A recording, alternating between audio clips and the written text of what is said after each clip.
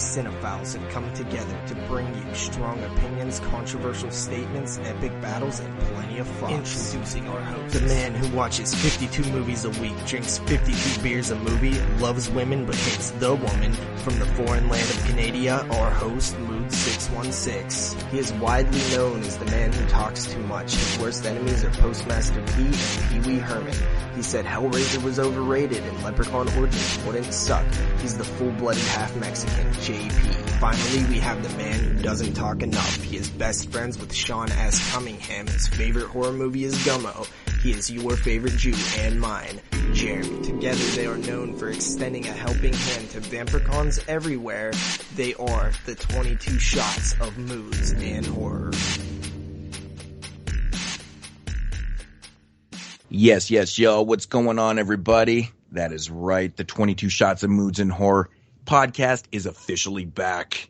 This is episode 23 and season 2 opener. Yeah, what's up, guys? I am your host, Moodz 616, and of course, I've got my awesome co-host, Jeremy, also known as NES Ruler 22, and we've got JP, also known as DoubleshotJ. What's up, guys? What is going on, everyone? Hope everyone had a fantastic summer. And I hope your house didn't catch on fire. And I hope your house didn't catch on fire. Oh, man, we didn't even... Yeah. JP, that really sucks, man. Yeah. That really sucks. But JP was a hero, so... Well, yeah, it was, actually. Well, you not only saved your stuff, you saved your house, too, which is, the number one thing in that situation. But, I mean... You know how everybody always thinks, like, okay, if my house was on fire, I'd do this and do that. And, like, you always think of the stuff that you have and how it really wouldn't mean nothing to you when, lives are on the line. I gotta be 100% honest. As the house was on fire and I was running through and trying to, like, figure shit out, in the back of my head, I was thinking about all my shit. And I was like, it's gonna be all gone. Everything. All my DVDs. All this hard work. All gone.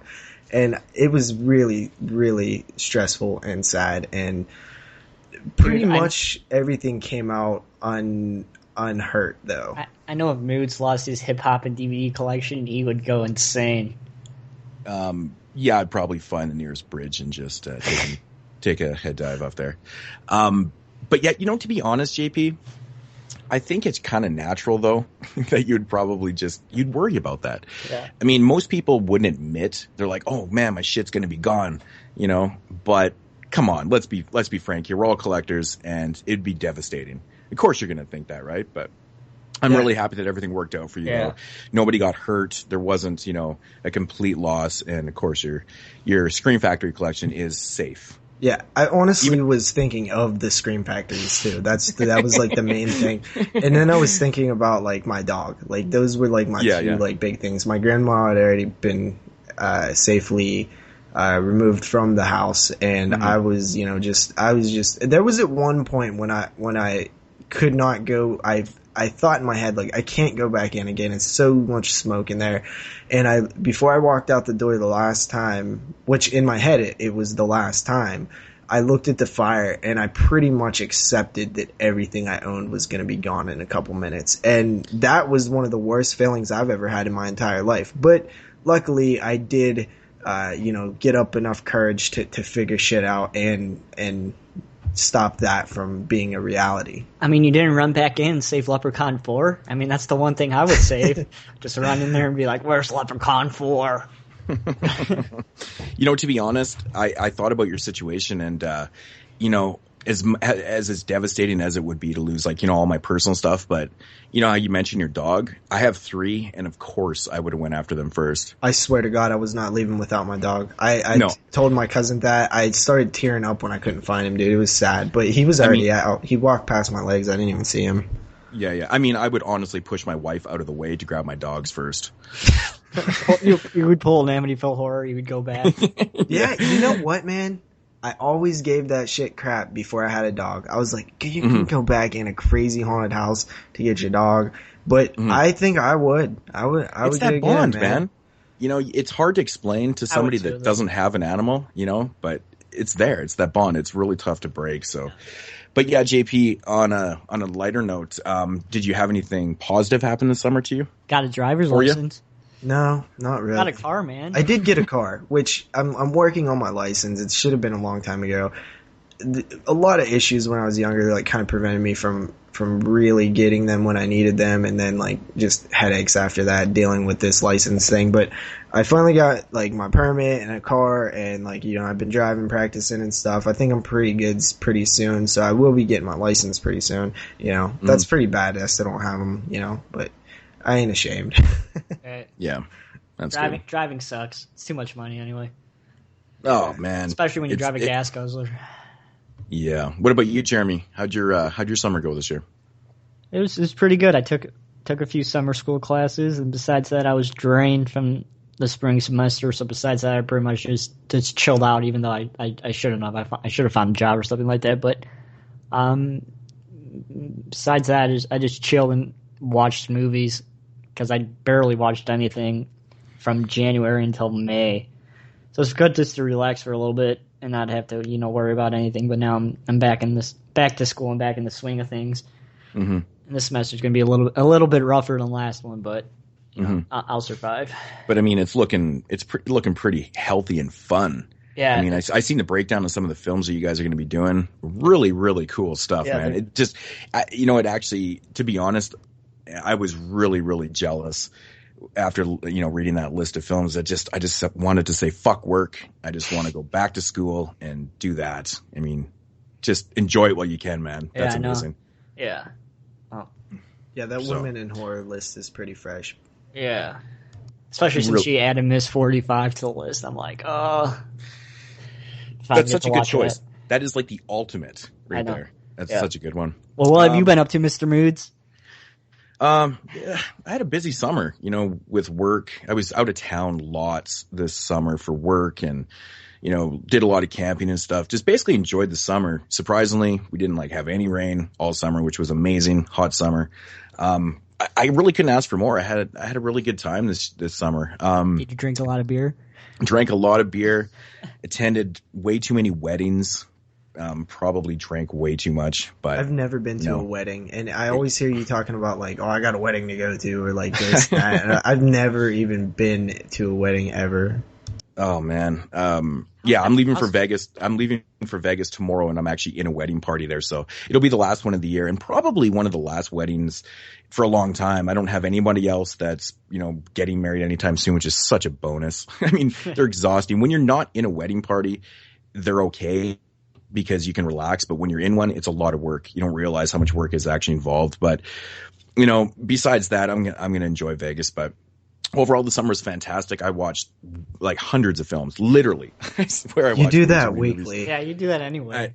I watch so much stuff. You know, a lot of shit, of course. I don't know how you get bored, man. I would get bored after a while. It's because I watch so many movies that I'm just picking up, and, you know, the first time watches and stuff. And I don't know. It just, I really do mix it up. Like, I'll watch a lot of older stuff and then newer stuff. So it doesn't ever get old to me. I had a couple times this summer where I watched about 5 or 6, maybe even 7 films in a row that I didn't care for. And I was like, holy fuck, is this what it's coming to? And then, last week I picked up a bunch of films. I went on a spending spree. I was out shopping, physical shopping. It wasn't actually online. It was actually in stores. Ooh, you haven't done that since April, man. I know, it's been a while, and I found a bunch of stuff that I, you know, wanted to pick up. I heard good things. Activity. Yeah, I didn't watch any of those, but I picked up 5 movies, watched them all in the same night, of course, because, you know, I always have to mini marathon, and it'd been so long. Did you watch Septic Man? I did, Was it good? The thing is that all 5 movies that I watched in a row were fantastic. And I was just like, this is why I love watching movies, mini marathons. I mean, this is what it's all about. I take it Septic Man was good then. Yeah, it was fun. But, yeah, overall, I had a good summer. I can't really complain. Can't complain. And it's pretty much coming to an end, starting to get pretty cold at night. So, you know what was pretty awesome? Today when I left work, it was the first day where I like felt the cool, like the coolness of fall approaching. Me too, JP. It's like, yeah, it was man. like 65 degrees this like today. Went outside. I was like, fuck, I want to go to a haunted house because like it just feels like October. I got pumpkin coffee in my hand. It's 65 degrees outside. I'm starting to see Halloween owls in stores. October's the best month of the year, man. Of course it is. Yes. Yeah, October totally is the best month of the year. Yeah. Multiple reasons. It's the start of the NHL season. You got baseball playoffs, my birthday, and of course, everyone's favorite time of the year, Halloween. It's such an amazing year. Which we missed last year on the show because we didn't start until after Halloween, like right after Halloween, November, I believe we started. So this will be our first year with the celebration of Halloween in the show. Yeah, that's right. We started, the second week in November, I believe? Because it seemed like, we started up the show and then all of a sudden we were doing like a year-end show or the Christmas show. Yeah, that's interesting. But, yeah. All right, so I guess that's it for our summer stories. Nothing too interesting. I guess we kind of all took it pretty easy this summer. Yeah. Boring shit. Yeah, but anyways, JP, you got some news for us? It has been established that persons who have recently died have been returning to life. Hi, America. A tragedy of macabre proportions. I can honestly tell you that I have never seen anything as shocking as what was discovered earlier today. Police arrested 3 obsessed movie fans who allegedly committed a series of ritualistic murders after watching last summer's blockbuster movie, The Blair Witch Project. Murders in the history of the country. I do have some news for you guys. But it's not very good news this time of year. This is kind of like the slumpiness, right? It seems like stuff starts getting announced a little bit more in October. But first up, we do have a announcement or a hint at or something like that. A new Blade film with Wesley Snipes is kind of being talked about.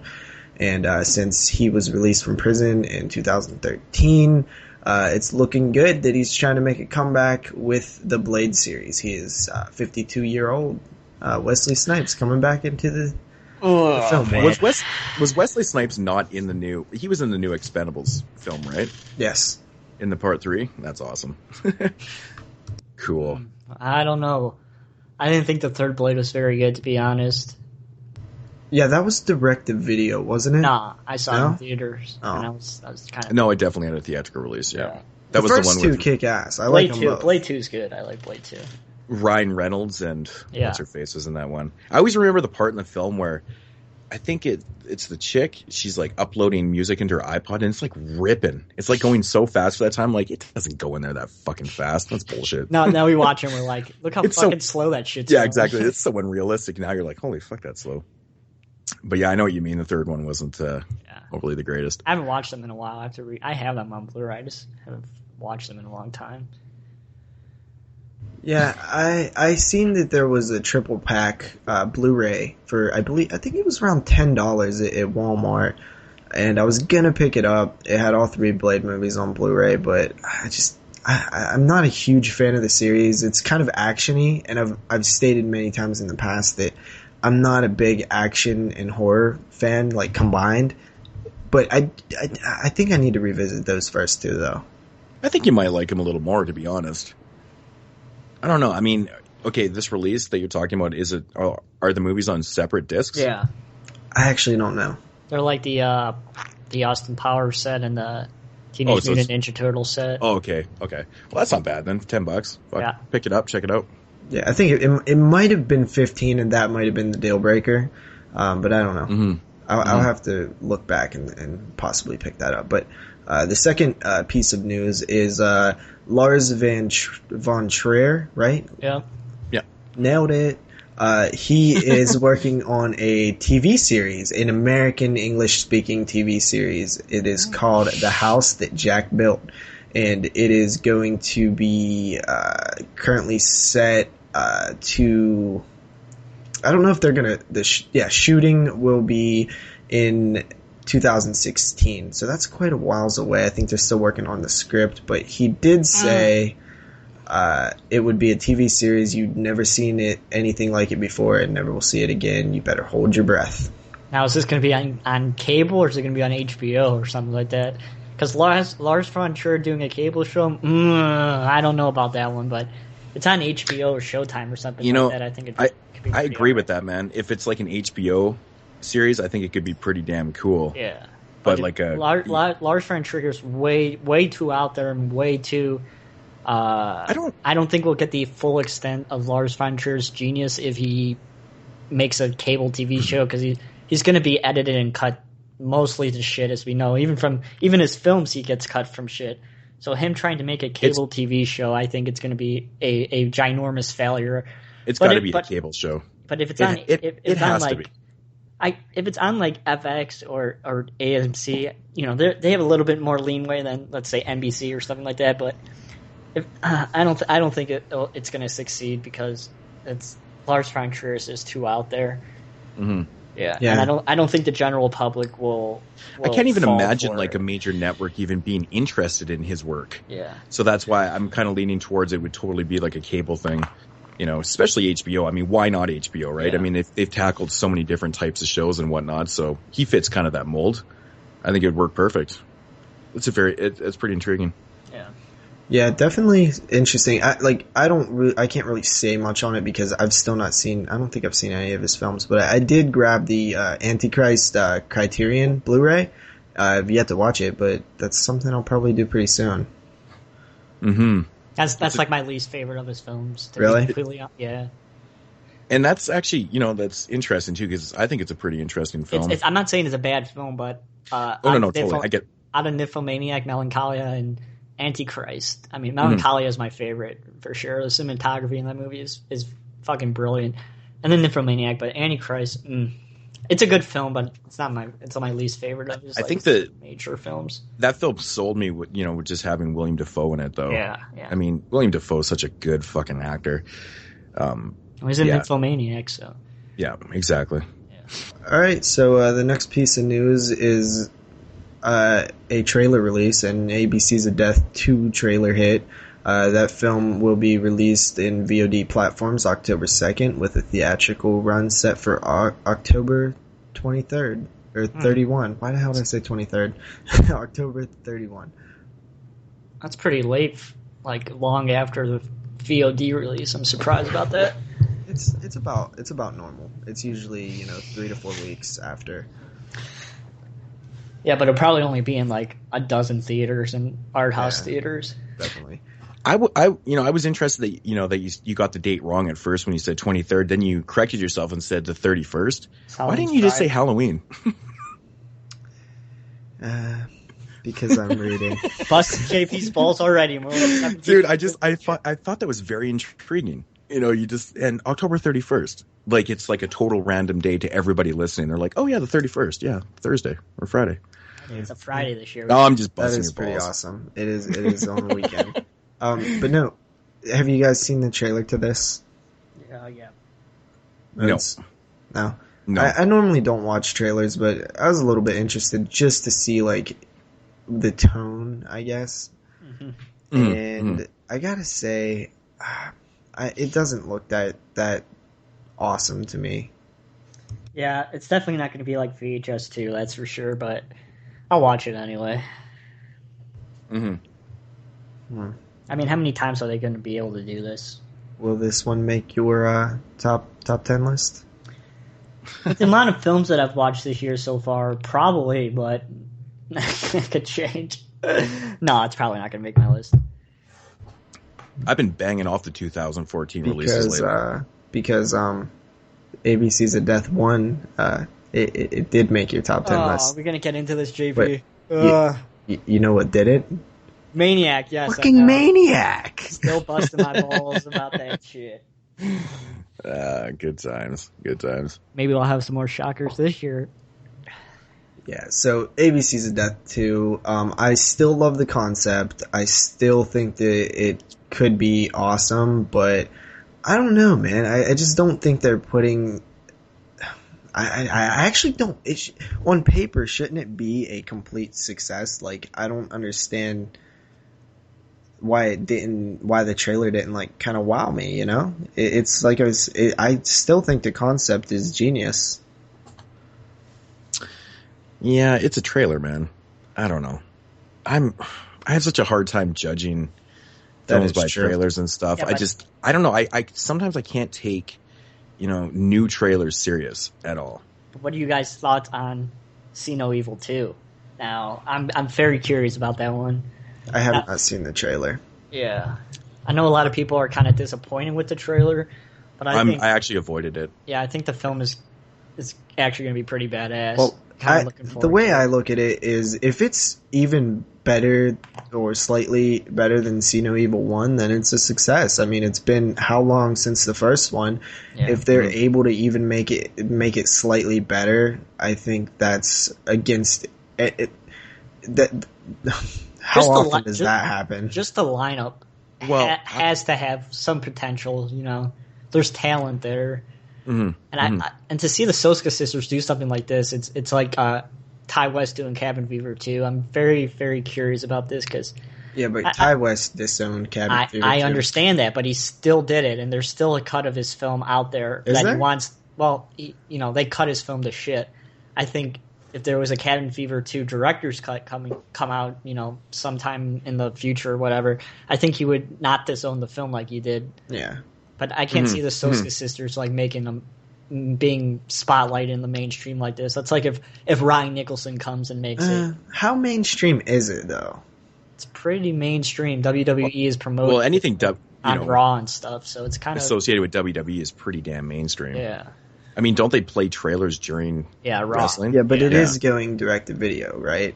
Yeah. Mm-hmm. So a lot of their stuff. The way I look at this film is that, if it doesn't have any of the shoddy CGI that Part 1 had in it, it's already a success in my eyes.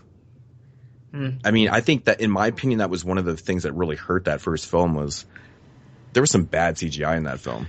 You know what? I think that this film is. I wouldn't expect American Mary out of it. I think it's just going to be a fun romp type slasher that is kind of more done in a more respectful way to slashers than the first See No Evil was. And, because the Soska sisters get horror, and I think they're going to do it a little bit better. It's pretty much probably going to be just the first See No Evil, but done better.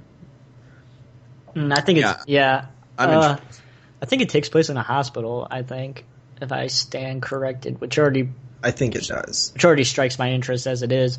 Yeah, but that's cool setting. I'm curious to see how Kane, comes back into the role because, these are the only 2 movies he's ever been in, and I don't know.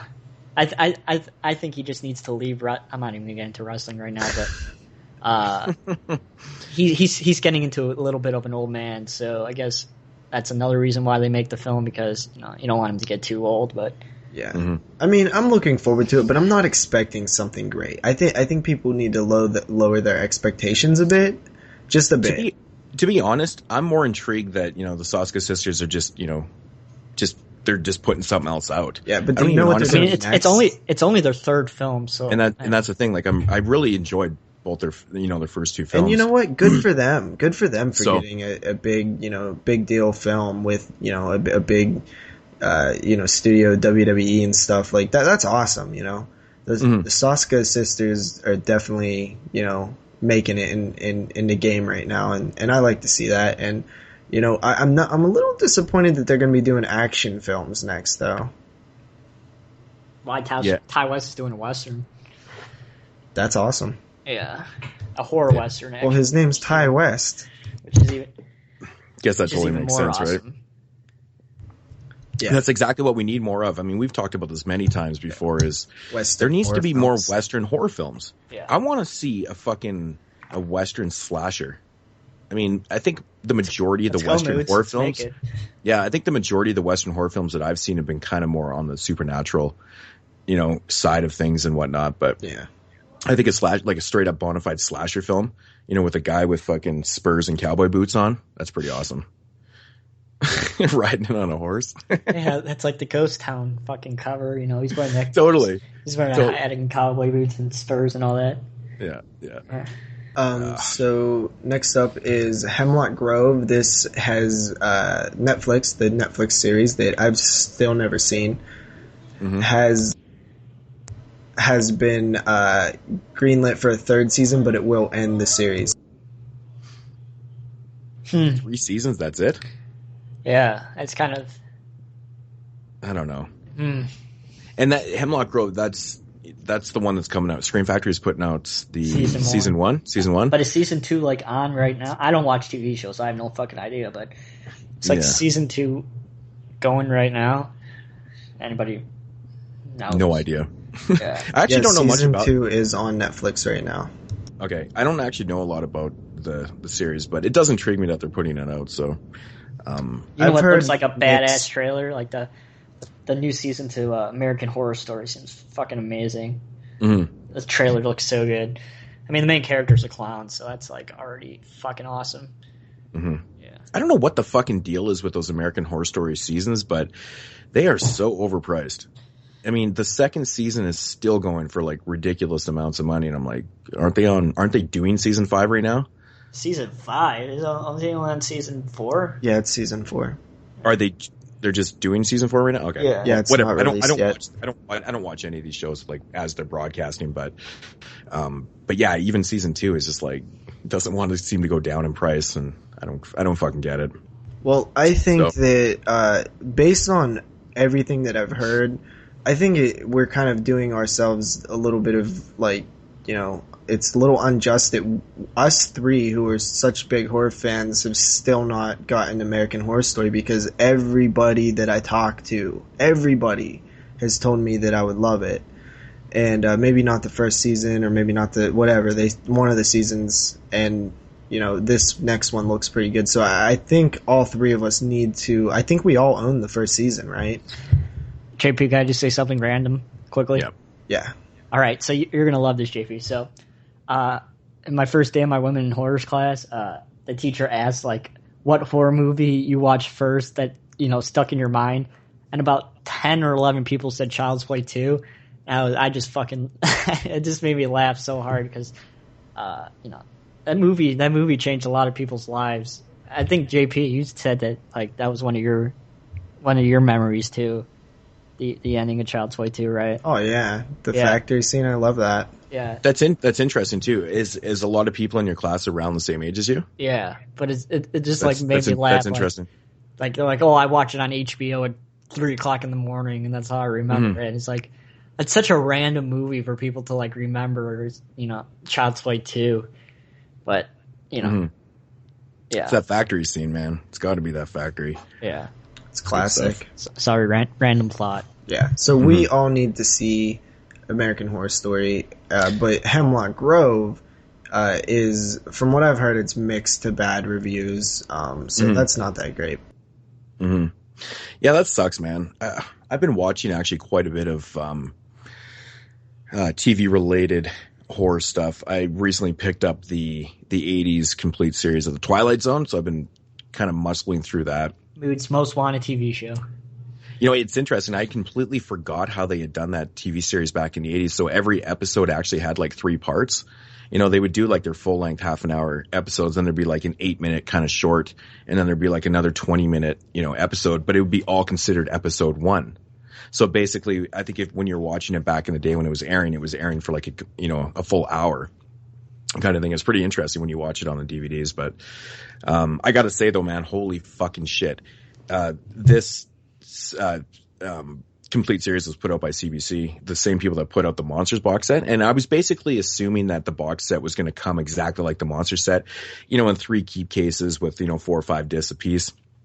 No, this one came kind of like with a gatefold, and then the disc they slide out the side. And it's one of those, they're stacked. 13 discs stacked with that little fucking piece of cardboard to hold them in.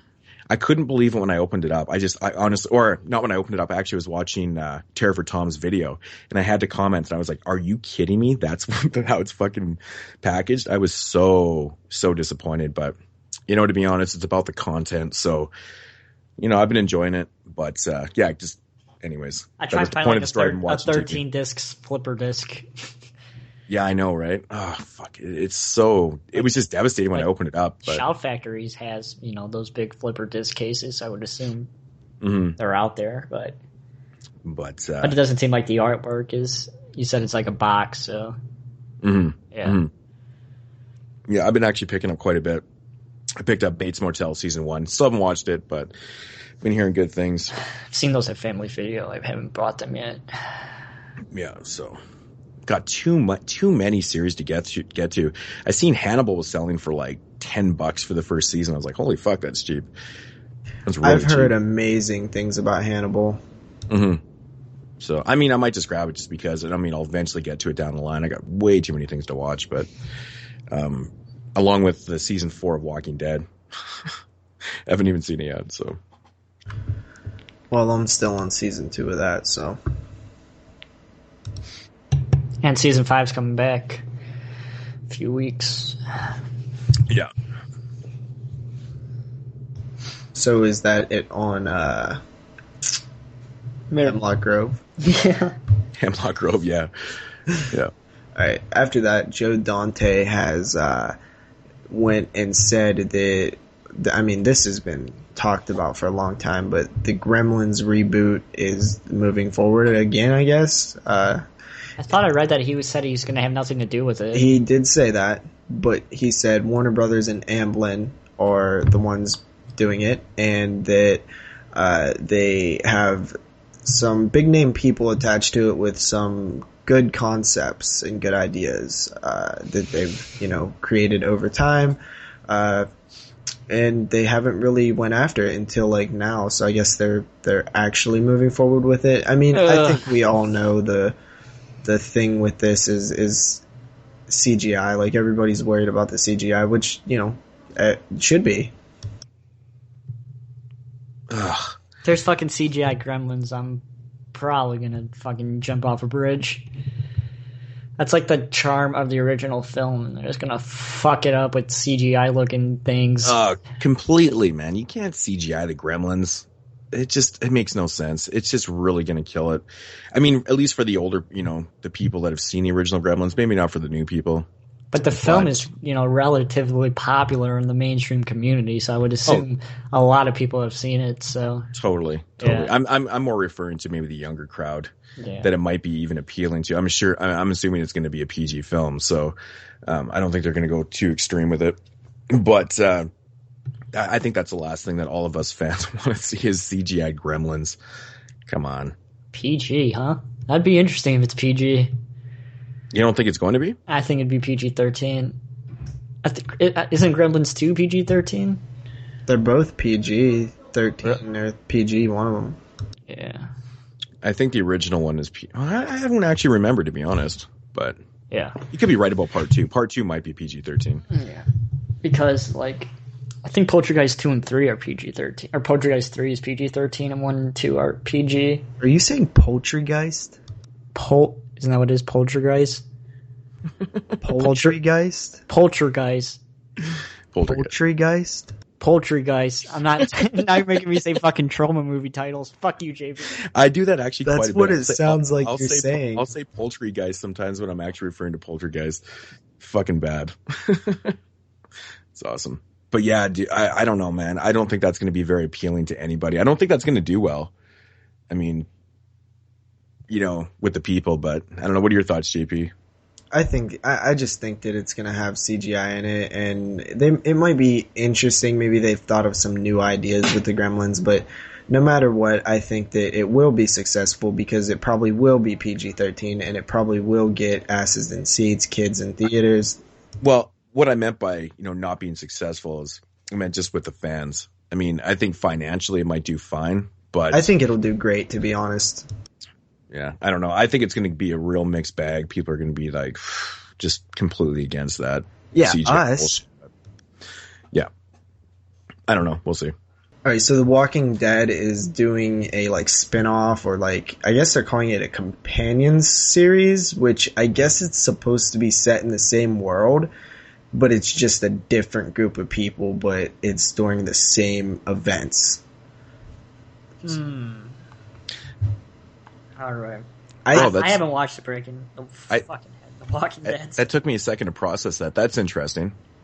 Yeah, I think what they're trying to do here is maybe get another like group of characters going or something, so that like they can go away from what they have. I don't know what they're trying to do, or they're just trying to cash in and have double The Walking Dead. Exactly. Walking Dead all year long. Well, that's exactly what it sounds like, to be honest, man. I mean, you're just doing the same show with a different set of characters, like in a different area. So theoretically, that's exactly what they're doing, but I don't know. I don't know if I dig that idea. I mean, why not just keep what you got? Do we need double the dose? Maybe some people disagree. Maybe they want that, but I don't know. I don't know how I feel about that. I think it could be interesting if you start doing crossovers and stuff too, like characters crossover in the show. Like that could be something. That's exactly what I was starting to think of too. Exactly. So if these characters start, obviously blending in with the other show, that would be intriguing. That would be quite interesting. Yeah, maybe set it in somewhere drastically different than where are they at, like Georgia or something? Atlanta, yeah. Yeah, so maybe set it somewhere. Like you have a crossover character, they get separated from their group or whatever, and they end up in the other show, and they end up getting killed by our Walking Dead, right? And then all of a sudden next week you're watching this, and I don't know, that's actually kind of intriguing a little bit. It could be the future. This could be the start of something. Yeah. Yeah, I don't know. I think that I'm intrigued. I'm not gonna lie. Yeah, that's about as far as it goes for me though, because I'm still seasons behind the original Walking Dead, so yeah, I do not need another Walking Dead to catch up on. Yeah. And then actually the last little piece of news here, that I think this is the last piece. There was a trailer released for a film called Carver, and this kind of took, the internet, the horror community by storm a little bit, because it was directed by a 13-year-old girl, through a Kickstarter. It was a successful Kickstarter, and I watched the trailer, and it looks like a low budget, kind of throwbacky slasher. But what about that zombie film that came out a few years ago that was directed by that girl too? Yeah, but I heard that was actually, I don't know. I don't know much about it, so I'm not even going to comment on that. Yeah. But this, if I seen this trailer not knowing that it was directed by a 13-year-old little girl, I would probably be like, it doesn't really look that good. It's kind of cheesy looking, but I still think it'd be kind of cool because like it's set on Halloween. I like stuff like that. But I mean, I think you got to give it props, dude, because it actually looks like something. Which, like, I didn't like being 13 years old. That's pretty impressive, and salute to her. Yeah, totally, 100% agree. I haven't seen the trailer. But I've seen the poster art for it, and it's fucking badass. Have you guys seen the poster art for it? Nah. I don't think I have. Oh, it's fucking badass, man. It looks awesome. I thought it was totally cool, and then I read it was like, directed by a 13 or 14-year-old girl or something like that. And I was like, holy fuck, awesome. They're gonna ride that clear to the bank, but I'm fine with that because that's what you should do. I have no problem with that. I have no problem with them, marketing the film like that at all. It doesn't hurt at all. So. And to be honest, I'm intrigued enough by a 13-year-old female directing a film like that. I mean, that's something I would want to check out because I think that's, us being hardcore fans, why not check that out? Why not see what that generation is doing? That's fucking cool, man. And to comment on what Jeremy said about the girl who made the zombie movie, from what I understand, the documentary about the little girl making the zombie movie was much better than the actual product. This actually looks like something that would come out from a regular guy who made a low budget, I want to know how much help she got making it, though. Yeah. Like, I want to know if she really directed the whole thing. If she had anybody helping her, because those cameras, I'm sure there was help and stuff like that, but I would be interested to know how much of the creative decision making was her. Yeah. But it's definitely something to look forward to. I'll definitely see it when it comes out. I'll check it out. I check out everything. So. Yeah, and speaking of young female filmmakers, I don't know, you guys are familiar with Horseball's channel? Yep. Actually, he's probably one of my top favorite YouTubers. Actually, I love his channel. Oh, amazing that hurts. edited videos. Well, he does. I just love the way he structures his videos. He's got a lot of cool elements and. Oh, that hurts more. Because JP Moodz absolutely loves your channel. He just sits there, JP, I love your videos. No, I think Tom's a really cool guy. But anyways, on that note, the point that I was hurts trying to even make here more and more. is his daughter. Awesome, man. His daughter, has a full-length film out too, and I'm not sure how old she is. I think she's about 16 or 17 years old, and she's got a film called Zombie Kids. It's called Zombie Kids. And it actually premiered at some film festivals and whatnot. There's pressed up copies and whatnot. And very, very fucking cool. And I believe that she's around 16 when she did it. I remember his daughter, like, in his early videos, like, I think we call her, like, Little Headbanger or something. Yeah, that's a Little Headbanger. And actually, Tom, he decided, or he's actually sending me a copy. That's cool. To do a review of and stuff. So I'm really excited to see it, and I've heard nothing but positive things for it and stuff.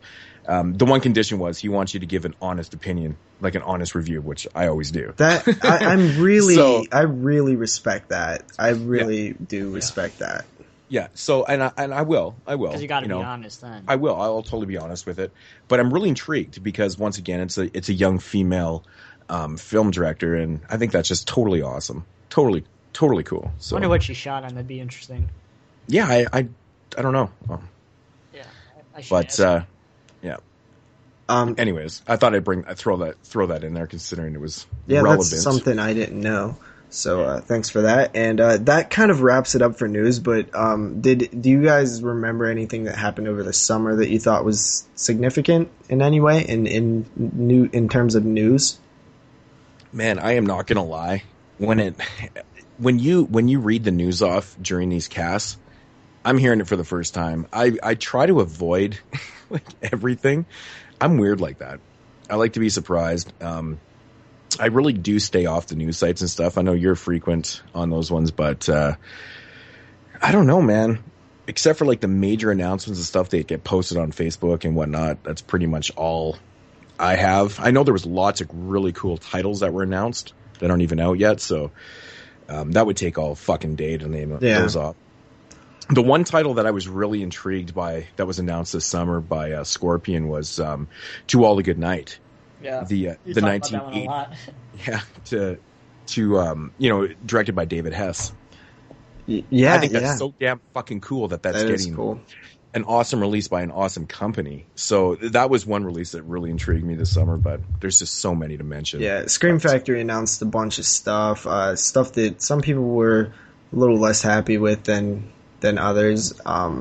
I'm not gonna lie. I was a little underwhelmed by, for them to do a 10 film announcement at Comic-Con. Yeah, but you weren't gonna get 10 ball-busting films, though. No. I wasn't expecting to be blown away by all 10. And he's not even saying they're not good films. No. All the films are, they're pretty decent announcements. I'm fucking pumped for Monkey Shines. I was a little pissed off with the fact that, like, every one of those films, I think, with the exception of one, is just an upgrade for me. And a couple of those films, I don't really need to upgrade and stuff. But I think Scarecrows was really damn cool. But the one thing that I was a little intrigued by was the lack. Scarecrows got announced? Yeah. But one of the things that intrigued me about the announcement was the lack of special editions. I think maybe Scarecrows, possibly they could have done a little more with that. I mean, it's not even I shouldn't even be judging it, but I'm just saying there was only a special edition for Mad Max, which is an interesting title for Scream Factory to be releasing. What's your guys' thoughts on that? Should it be released by Scream Factory or Shout Factory? Like, does it really fit the Scream Factory line? Honestly, my thing with Mad Max is I've never seen the first one because I just never could get into it. I've just always liked the two sequels, but I honestly do think like post-apocalyptic like does belong on like the Scream label, but I don't know about the original Mad. I would consider putting the Road Warrior on the Scream label. I know it's not directly horror, but I think that it's close enough to the genre to where it fits. And the reason probably that this is stemming from is because I watched Monster Vision with Joe Bob growing up, and Mad Max always appeared on Monster Vision, so it was right there with the horror films. Yeah. So, I mean, out of the 10 titles, like, what exactly were you most, excited for? Monkey Shines. I was pretty excited for Monkey Shines. Scarecrows, of course. I didn't even know about Scarecrows until now. I'm pretty hyped on that. Yeah, I'm starting to forget the 10 of them. Dolls, Candyman 2. I was a little distracted by the Candyman 2 one. I'm not really that excited for that one. Okay, so I know the special editions that were announced were Mad Max and Escape from New York. Yeah, right. Escape from New York, again, being on the same kind of level as Mad Max, like a post-apocalyptic but it's Carver. Film. Exactly. So I have no problem with that. I love Escape from New York. It's a great fucking film. I was a little bummed out the Scarecrows wasn't special. I wanted, that was my main beef with it, was the films that they announced that I kind of wanted to be collector's editions aren't. Like, I would have loved to see a new cover art for especially Scarecrows. I'm right with you on that one. But there was a Tobe Hooper film announced and a Stephen King film. I thought that was cool because I think they did need a Stephen King film. And I was a little weirded out that the Tobe Hooper film wasn't collector's edition. I actually called Invaders from Mars too. Maybe not so much in that, that 10 film announcement, but I figured that was eventually going to get announced. I guess that makes my DVD to you less nice. No. That was amazing. Throw in that one time, but I there was something about Invaders from Mars I knew was going to happen, but yeah, I gotta say, man, Candyman 2, a little interesting. Again, releasing so random. Original. I know. I'm not really too sure why they're trying to push those. Universal owns the first one. But my favorite announcement, of course, you guys probably already know, is Dolls. Yeah. I fucking love Dolls. It's an amazing film. You guys see me wear my shirt all the time. I love Dolls. So that was one that I was really, really stoked about. New Year's Evil, I thought, was a surprising announcement. I think that one was the one that I was most excited about, simply because it's another slasher that I haven't seen. Yeah. And it's a holiday slasher, technically, so. Mm-hmm. I'd like to hear your thoughts, actually, after you watch that film. But The Dark Half was the Stephen King film. That's right. The Dark Half, I like that film. I prefer the book to the movie, to be honest, but it's still a fun film. I don't know what else was announced. I think that's it. Yeah, pretty much. I think so. Phantom of the Opera, the 1988. Oh yeah, that's actually a pretty solid movie with Robert Englund. That's the only one you didn't have, correct? Yeah. So that is So I'm actually looking forward to picking that up. It's not an upgrade for me, but I have to say my least favorite one out of the bunch has to be Candyman 2, just because it's going to be so obscure. As it goes out of print. It's just going to make me want Candyman 1 released by Scream. Yeah. My only way to get that movie on Blu-ray is fucking importing it, so. And I think because Candyman 2 is owned by MGM and Candyman 1's owned by Universal, so I think that's why. Yeah, that's exactly why. But Scream Factory also announced the full, specs on the Nightbreed Blu-ray limited set, and that was actually surprisingly controversial when they did that. I was really surprised. I made an entire video on it, but your quick thoughts on that whole thing? I wish they threw the Cabal cut on there, to be completely honest, on like the bonus disc of the special edition set, but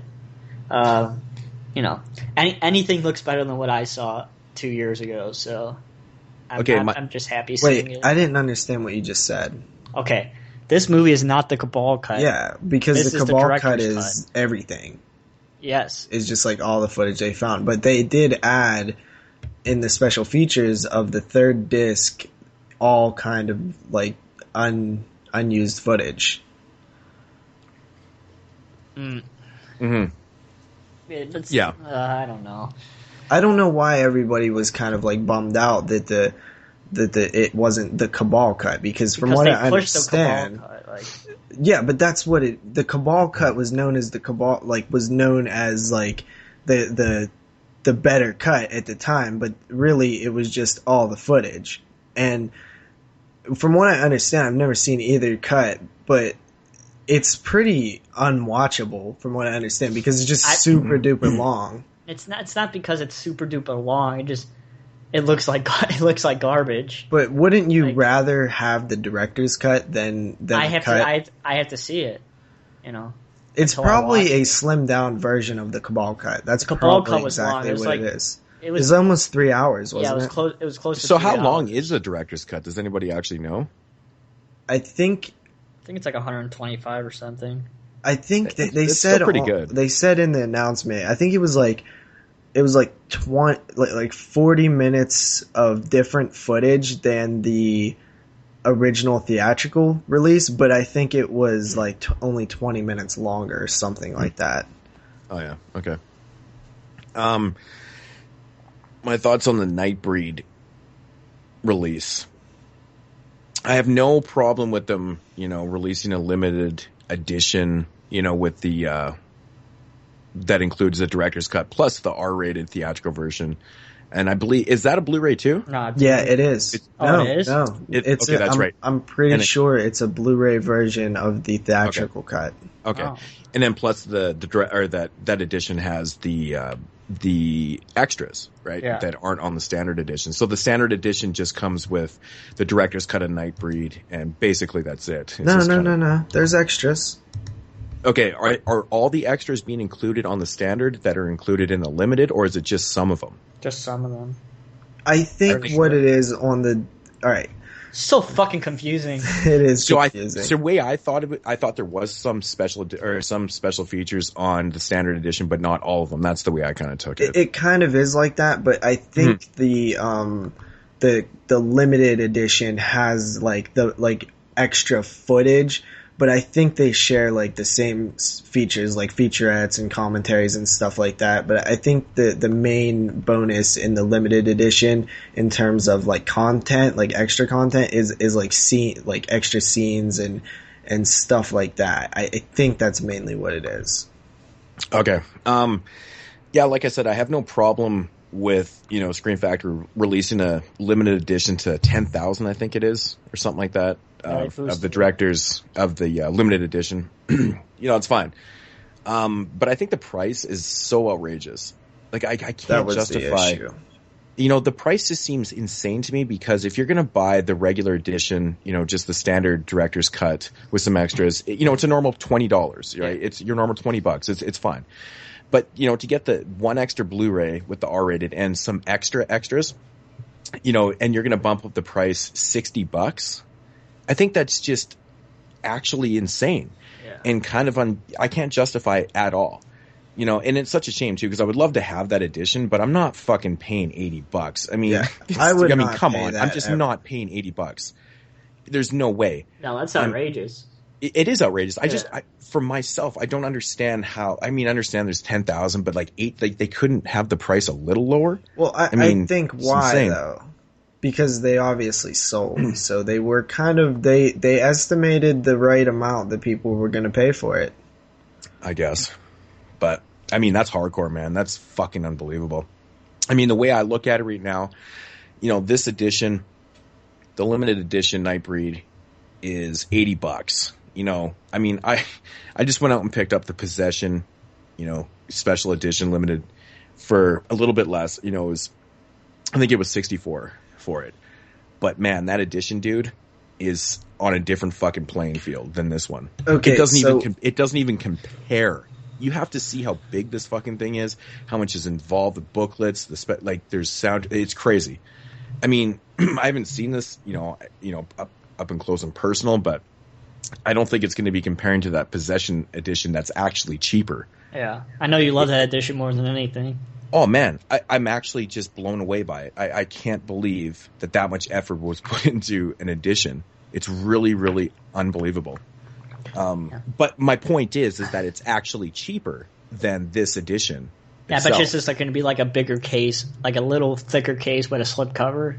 Yeah, I mean, I think that's pretty much exactly what it is. Yeah. Yeah, the thing is, what you're paying for mostly is the theatrical cut of the film, which it does say new transfer, but I don't know if it doesn't say anything about if it's Blu-ray or not, but it does say new transfer. If it's on a DVD, I was led to believe that the R-rated, like the theatrical cut, wasn't a Blu-ray. Yeah, so I think it's a DVD. That would kind of bum me out a bit. I know, and then that actually kind of stresses the point even more about just the spread price. your butt cheeks even more. Yeah, it's like, holy shit, dude, that's a fucking DVD. So, but I don't know, man. I think this is tough to swallow.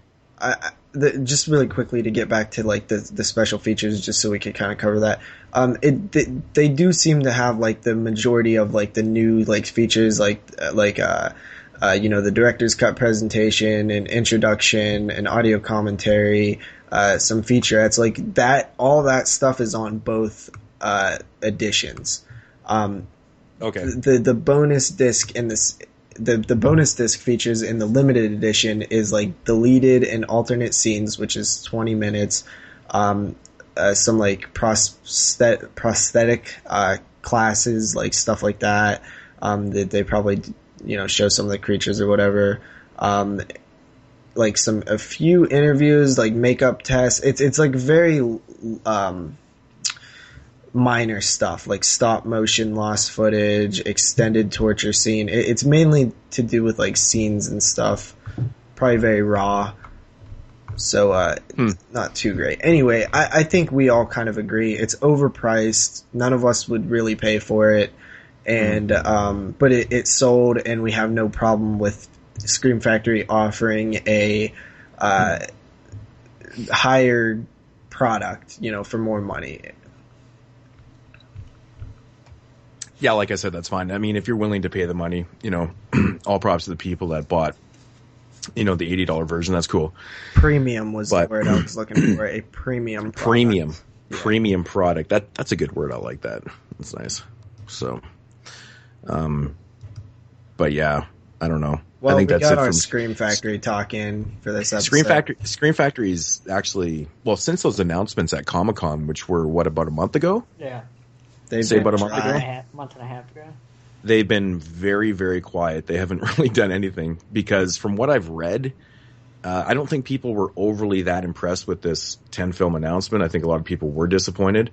Mm-hmm. I'm not going to complain. Like I said, there's films in there that I'm looking forward to, but I think it just didn't meet people's expectations. You hear 10-film announcement, you're expecting fucking every, 80s unreleased gem in there and stuff, but... Yeah, and then a couple weeks later, they also had to pull back on one of their films that they was going to release because of some rights issues or whatever. I forget. No, the transfer. They couldn't find a good thing a negative or whatever to do the transfer. What film was that actually? Do you remember? That was Hell. Oh, what the fuck was it called? Hellhole. Yeah. I kept wanting to say Hellgate for some reason. Yeah, Hellhole. And which was it really bummed me out because that was one of the titles I was really looking forward to because I'd never seen it. It was an 80s unreleased film kind of thing. And it's really such a shame that that's not getting released. But, they I kind of can sympathize with them a bit because there's so much pressure to make announcements. Everybody's like, why haven't you made an announcement? Why haven't you made an announcement? When are you going to announce something? So I kind of understand it a bit. Yeah, but to be honest, when they announced that film, they had announced a bunch of other things around that time too. It wasn't just like, this is announcement and, the first announcement in like a month or two or something. It was in the middle of some things. It was announced months ago, right? I believe that was around the time they announced Lake Placid. Oddly enough. The worst Scream Factory release next to Scanners 2 and 3 in Mood's opinion. Yeah. But, it was definitely a blip, but yeah, they've gone very silent. Mm-hmm. They do have a big co-release coming out next month or this month. Wow, this month, huh? With the Halloween box set. Was we doing the show when that was announced? Yeah, I think it was right at the end. Yeah. So, the recent releases since we haven't been doing the show. When did we stop? We missed the whole summer affair pretty much. So it was June, July, and August, right? Yeah, we did the show like the last week of May. Well, the thing is, because we talked about Ravenous and the Monkey's Paw. Was the Final Terror wasn't out yet, was it? The Monkey's Paw was like right at the end, I think. Okay. So the Final Terror was released in July, Lake Placid, Deadly Eyes, Ginger Snaps, Phantom of the Paradise, Without Warning, Motel Hell, Leviathan. No, we caught the very beginning of the Summer Affair because we did Sleepaway Camp, and I think that kicked off the Summer Affair, right? Yeah. And just recently, The Legend of Hell House was released. And my most anticipated release is coming out this week, I think. Which we will get to in a minute here. Yeah. We'll talk about that in a minute. So, so there wasn't actually a whole lot, Scream Factory releases actually released since we have been on our summer vacation, but my most pretty cool ones. My most hype release doesn't come out until the second week of October. I think Moodz all knows what that is. Yep. I don't. What is it? Moodz, you want to do the honors? Did you say in October? Second week of October. It's a TV show. The Hemlock Grove? No, I'm just joking. Moodz knows. The Pee-wee box set. Yes. Oh my god. Next. Let's move on. Okay. JP, so butthurt. Anyways, that's gonna do it for the news, so. Yes. So anyways, let's get into the first edition of season 2 of Swingz. So upcoming releases, which this is why I put a halt on that conversation there. So new releases for September 9th, and this is just some of them. We were talking about this earlier.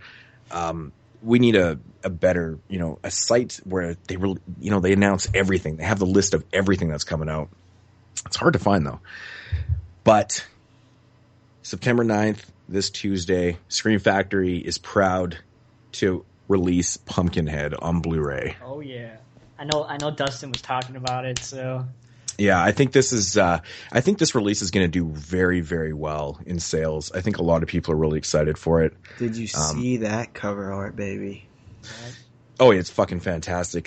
Mine's in the mail right now. It's been shipped. I'm getting that poster. I got to order mine from Shout Factory like right after this podcast because I need that poster. I cannot miss that poster. It's great art. And a very interesting double feature here of All Hallows Eve and Mischief Night is being released this Tuesday. So I know Jeremy really likes All Hallows Eve, and David Kay loves the movie just as much as I do. So yeah, I still have not seen either one of those films, which is quite interesting. All Hallows Eve is fucking fantastic. Pick that setup, Moodz. Yeah, I think I might actually. Other notable releases this Tuesday, Synapse is proud to release the fucking Prom Night Blu-ray. Now, I know Prom Night isn't everyone's favorite slasher film. A lot of people actually dislike it. Which is weird because it used to be. It used to be on like every top 10 list ever when I first started like paying attention to like the horror community. To be honest, I think it's, it was one of those films that was on everyone's list because maybe they hadn't seen a lot of the other slasher films from that era. And, once they saw them, they kind of realized that Prom Night was actually not that good. That's the way I kind of interpreted that. Because we talked about this before, didn't we? That was on my, like, top 10 overrated list exactly. at one point. Yeah, Prom Night really isn't that great of a film, to be honest. But I am excited because Synapse is releasing it. And I'm really curious to check out the transfer because I remember Prom Night being such a dark film, hard to see, in all the editions I've seen on DVD. So I'm really curious to see what they did with the transfer. Any thoughts on it? I've never actually seen that movie. Really? I probably actually won't pick this up. I'm grabbing it because I every Synapse Blu-ray that comes out, I grab. They're like my favorite besides. I can't even do that. I like if I have to like commit to picking up all of something again, I will have no money. Well, the thing with Synapse is that they release like a Blu-ray every fucking 5 or 6 months, with the exception of Curtains that just came out. But they don't release very much stuff because they really, really put a lot of effort into their shit. So, these things get bumped and whatnot, which I respect. At least they put the full effort into these. But, I actually don't think I own a Synapse Blu-ray, so I wouldn't know. Mm-hmm. Yeah, there's some. I really highly recommend like Street Trash. It's fucking phenomenal. Oh, but anyways, that's the one that I want to. That's the one that's been on my list forever. Another notable release, which I heard the transfer is fucking beautiful on this. And I keep hearing. I think I have a couple Blu-rays released by this company, but everything they seem to put out is just amazing. And it's Graduation Day from Vinegar Syndrome. You know, they're basically snatching up a lot of these older Troma releases and doing them the justice that they need. I've heard that the transfer on Graduation Day is just to fucking die for, so it's intriguing. But big props to Vinegar Syndrome with just, you know, they're not just picking up the Troma titles, but everything that they're releasing is just, you know, really crisp looking. So has Olive Films done anything recently? Because they were putting out some good stuff for a little while. They need to pick. No, they haven't really put out a lot of, you know, notable horror Blu-rays and stuff. Maybe non-horror, but someone needs to pick up Screenplay and release it on Blu-ray. Like, that movie deserves it. That's one of my favorite Troma movies. Yeah, that's an interesting film. Yeah. But yeah, so Graduation Day. Just totally influenced by Ed Wood, but... Oh, big time. Yeah. This next release is one that I'm really looking forward to. It's directed by Bob Goldthwait. But this one. This is like his first like full-fledged horror film. Willow Creek. Yeah.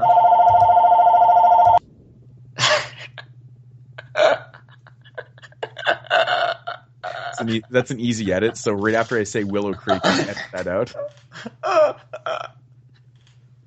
Wait, I gotta compose myself. That was fucking so random. I told you that phone was gonna be loud as fuck if it rang. It scared the shit out of me. So JP, that scared the shit out of me, dude. Yeah, I got it. 109. So I literally said Willow Creek and then the phone rang. Yeah. So just say Willow Creek again. Okay. Yeah, Willow Creek. So, this is one I've been really intrigued by because I heard that the shoot for this film was done, you know, within under a week or something like that. I don't know. I think it looks pretty cool. You guys have any thoughts? You guys intrigued by this one? No. I'll check it out. The cover's come on. I think it sounds actually pretty cool. What else is coming out? There's a bunch of like random stuff. The Hunted, that's a very original title. Project Purgatory. Oof. What the fuck is that? I have no fucking idea. Sounds like a midnight release type of movie. I know. Another title that just does not interest me at all is Shame the Devil. I'm assuming this is another fucking, you know, possession type film. I don't know. I don't really know much, but seriously, those films are just a dime a dozen. I think this is a pretty interesting release. I'm not sure. I think E1 maybe is releasing this. It's an Elvira movie macabre.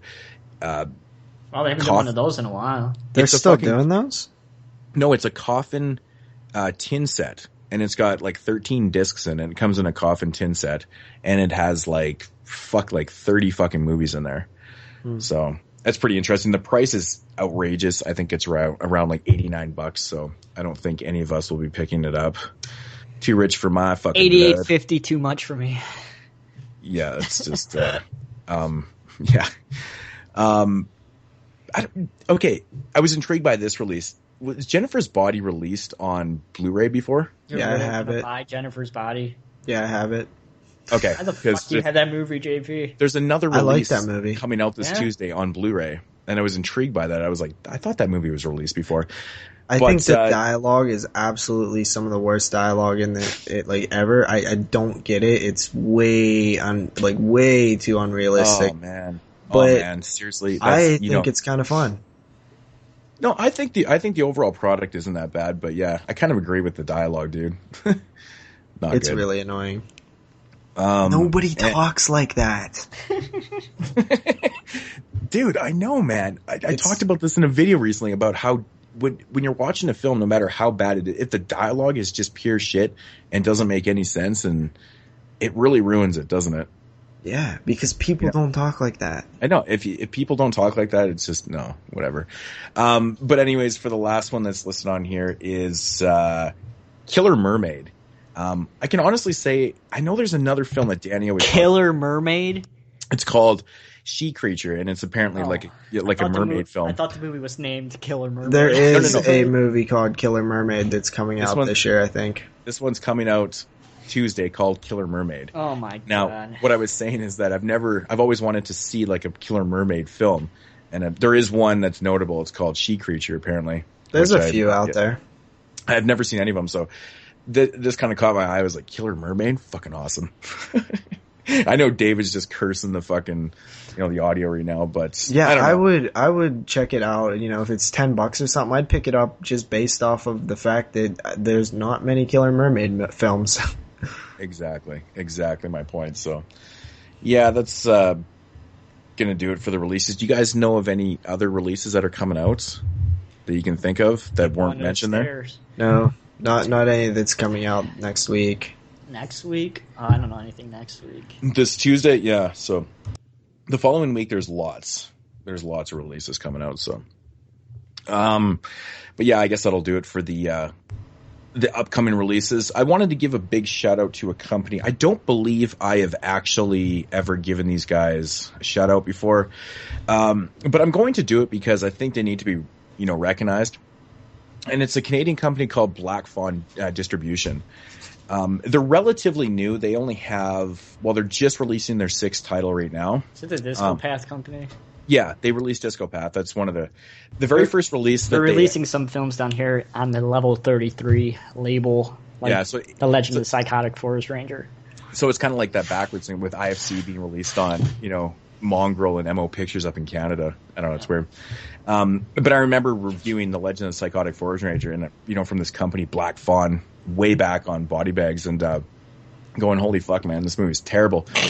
But, ever since then, I've really gained the respect. They released a movie called Devil's Night, which has Daniel Harrison in it. And it's pretty much a fucking Halloween ripoff, but it's pretty fun, though. It's actually kind of fun. So, another notable film called If a Tree Falls. It's basically kind of like, a group of kids go out to they're in the woods camping and whatnot, and a bunch of psychotic motherfuckers take them hostage and they fuck sorry, that's them. a really shitty title. If a Tree Falls. I like it. Really? Well, it makes sense to the film though, because they're in the woods and knowing, if they're screaming at people, it does make sense to the plot of the film, but it was intriguing. I really enjoyed it. Jeremy, I just think that went over your head. Fuck you, JP. Now I think this one right here, JP might be intrigued by. They released a film called In the House of Flies. And the reason why I say that is because it's one of those films that take place, it's like this couple gets drugged at this drive-in and they get abducted. Oh, that sounds badass already. They wake up in this hole. They're in this fucking room. It's kind of like underground though. And this dude, and there's a phone in the middle of the room. And the dude keeps phoning him up and fucking with him. He's telling him all pile of shit. And then he's making him do shit. And they have to do shit to open up these suitcases and stuff like that. So it's one of those films that takes place all in one, I'm going to order this now. Which is we have now contained yes. horror. We've talked about this. So this can fall into that contained horror category. It's called In the House of Flies. We're Very cool film. A subgenre, by the way. Yeah, we officially named those films contained horror. That sounds fucking awesome. So anyways, I really enjoyed it. And of course, Jeremy mentioned Disco Path, which is about a guy that fucking goes crazy when he hears disco music and he starts killing motherfuckers. It's as simple as that, but it's actually quite entertaining. I could hang out with that dude for my whole life and he would never start killing motherfuckers. And they just released a brand new film, which I don't have yet. I do have it coming to me, and it is called Silent Retreat. I don't know anything about it, but people just check out this label, support these guys. What's the name of the label? Black Fawn Distribution. Are they? The beauty of these guys is that they don't charge for shipping. So if you hit the buy now, and they just no charge on shipping, which is fucking nice. Are they DVD only or Blu-ray and DVD? Everything is DVD so far. They do have combo packs where you can get like all 3 films for like a certain price and whatnot, which is actually really the way to go if you don't have anything. How is the pricing? $15 DVD. Yeah, it seems pretty standard. Like you can get they have a Volume 1 collection which has Devil's Night, If a Tree Falls, and The Legend of the Psychotic Forest Ranger, all 3 films, and it's like $30. So $10 a film, free shipping. So I can get down with that. So that's not bad. That's not bad. But I really like what these guys are doing. I received a package from them. I'd bought a couple movies off them. I think they must have took a note that I bought all the releases or something because they sent me a signed signed Disco Path poster by the just for free, and it wasn't part of the deal. So I was like, that's fucking awesome. That's how you can appreciate a company, because if they noticed you did that and then they just wanted to not even say like, hey, we're going to send you this, like, just do it out of the coolness of their heart, kindness. Yeah. So, I mean, and that's why I wanted to give them, a shout out and stuff. But, Black Fawn Distribution, check them out. Very cool films, all kind of different and whatnot. So, yeah. Awesome. So, JP, did you have something? Yeah, I have a little quick shout out to one of the sites that I frequent, the horror sites, is Shock Till You Drop. It's probably my favorite because it's not as, I don't know, like commercial as Bloody Disgusting, which seems to be like the most popular site. And I like the stuff that the owner, Ryan Tarek, does. It's shocktildrop.com. They posted a 2014 Halloween horror movie guide. It's pretty much like 42 films that are coming out in the next couple months. And I thought it was pretty cool. It's a quick little thumbnail thing. You can just go through and see what all is coming out, a little description on each film, and cool way to see what's coming out, So check that out on shocktildrop.com. All right, so next up, we are going to get into this quite popular topic of Rob Zombie. Yeah, I guess so. Rob Zombie's crowdfunding for 31. I guess this has been going. I guess it was really popular a couple weeks ago, but our epic return to the cast airways didn't happen till now. But here's our thoughts on it, JP. Yeah, so.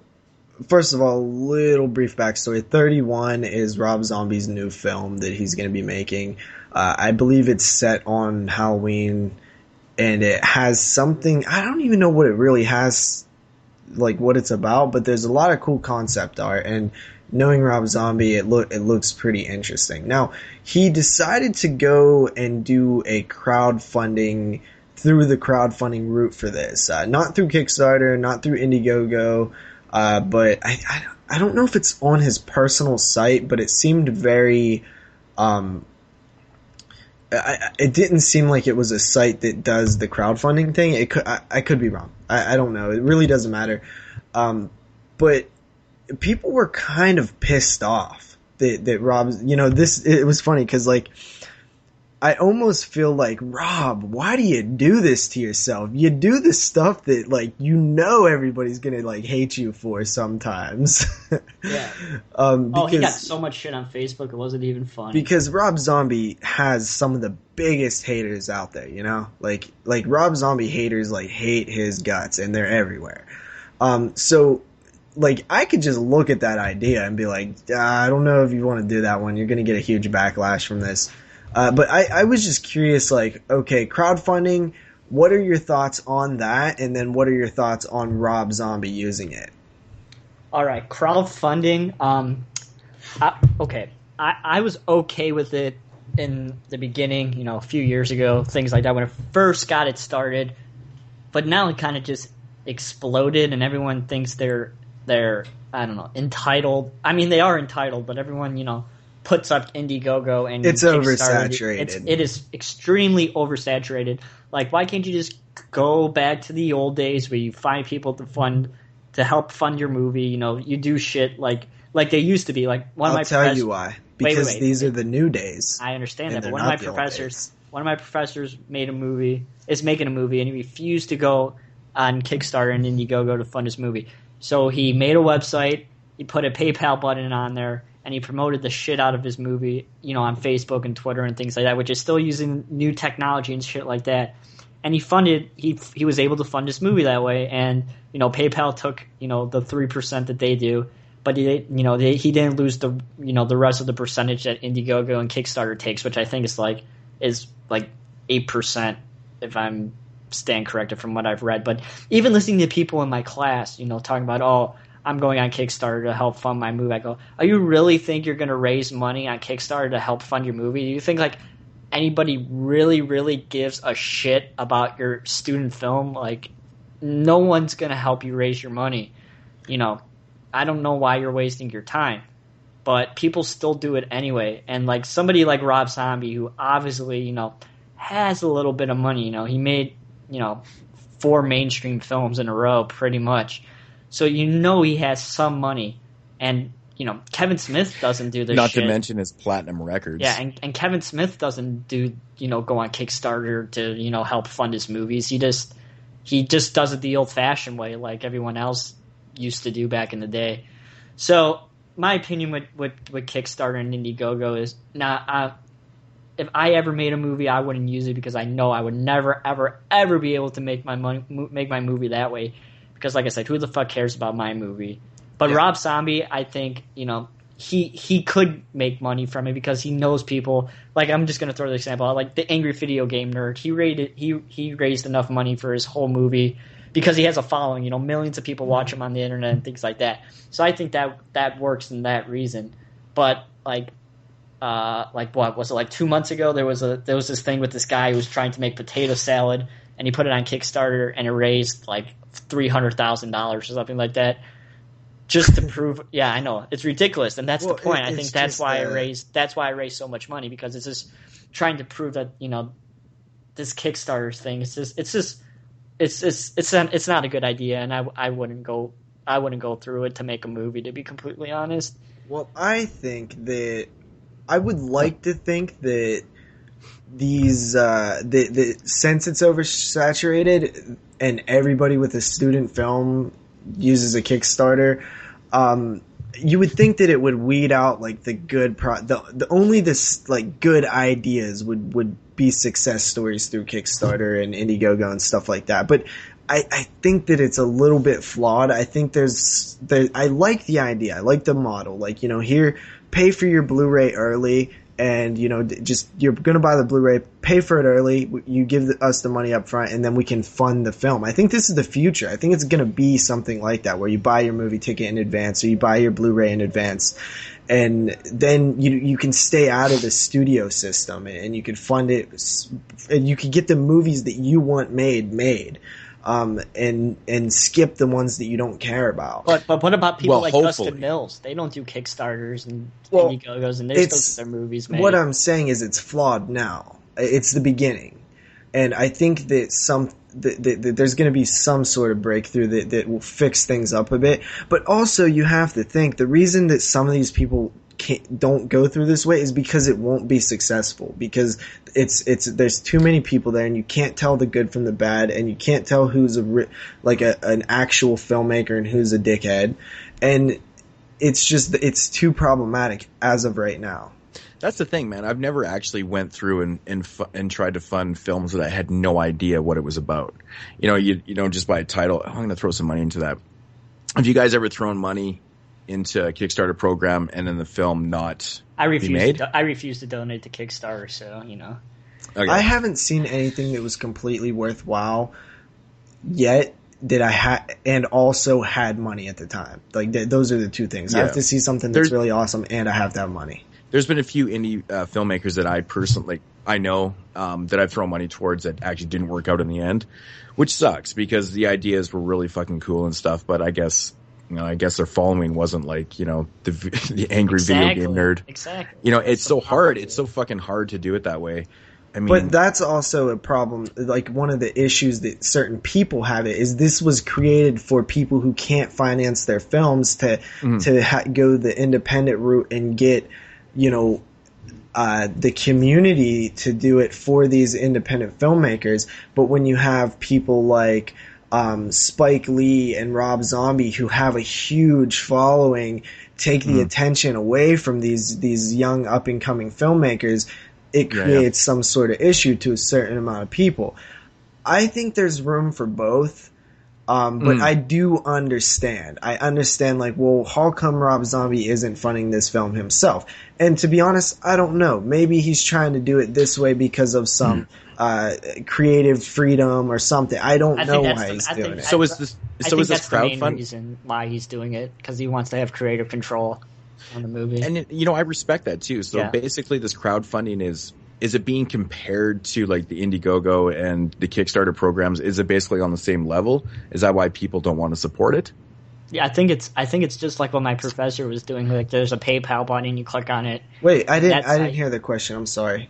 What was that? So I'm just saying, like, the crowdfunding, is this what people are complaining about? Like, the crowdfunding is on the same level as the Indiegogo and Kickstarter program? Thing. I don't know about that, Jay. It is essentially, but I just want to say essentially the same thing, because the people, us, are funding no matter what program you're going through. I think he's just trying to raise money. Like, there's no goal he has to reach to make his movie. I just think that he's taking people's money, and whatever he raises, and whatever else he doesn't raise, he'll find other ways to raise it to fund his movie. The point of him having creative control was brought up, and I think this might actually have a lot to do with it.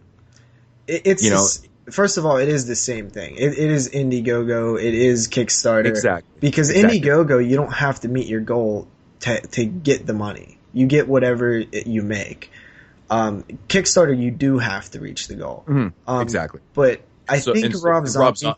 Go ahead. Well, it would work the same way then, right? So whatever people donate to his film, then that's what he's going to be taking. Yeah. Right? So essentially, I think it probably has a lot to do with creative control. He's not trying to do this through a studio where, in the past he's had issues. I mean, quite obviously he's had fucking issues with, especially with House of a Thousand Corpses, but I don't blame him though. Like, he's had a lot of issues and a lot of problems with his films and stuff like that. So maybe this is his way of just, making a film for the fans. I don't know. I don't know what the mentality is. How do you feel about the fact that Rob Zombie is a multi-millionaire, but he's asking us to pay for it? That's the main thing I'm hearing about people that are pissed off. Like, faggot ass Rob Zombie has so much money, but he can't, pay for his own films. He wants us to do it. He's so greedy. It's the same old, like, Rob Zombie's wife, and somehow Shaman Zombie gets drug in, and it's like, and his wife is a stupid slut too. I understand people, where they're coming from and stuff like that. Like, when you really think about it, Rob Zombie does have a lot of fucking money, but, he's trying to be an indie filmmaker too at the same time, right? So, I guess I can kind of respect it on both sides, but, it does rub me the wrong way a little bit, considering, quite obvious how much money he does have. Yeah. I mean, what is he planning on doing here? Is he planning on making a movie for, even a $5 million movie nowadays is still relatively fucking low budget. Yeah. Right. So I think there's a certain mentality when you are doing things where you kind of don't invest in your own, projects. Like, you don't take any risk, because when you take the risk, then what stops you from taking the risk over and over again? I think it has something to do with, like, a lifestyle, and, like, I don't know. I think when I first heard about this, I kind of took it as, like, he wants to see where he stands with his fans though too, right? Like, there's Rob Zombie's got to be one of the most talked about people in horror films. You either love him or you don't. It seems like there's so many fucking Rob Zombie haters out there. There's a lot of people that really like his films and stuff. I think this is kind of where he kind of voices himself and kind of puts himself out there and says, hey, where do I stand? He's kind of like, well, if I can raise this much money or whatever for a film, maybe I actually do have a lot of fans out there and whatnot. I don't know. That's just maybe the mentality. It probably isn't, but that's just how I kind of see it. You guys understand where I'm coming from here? Yeah.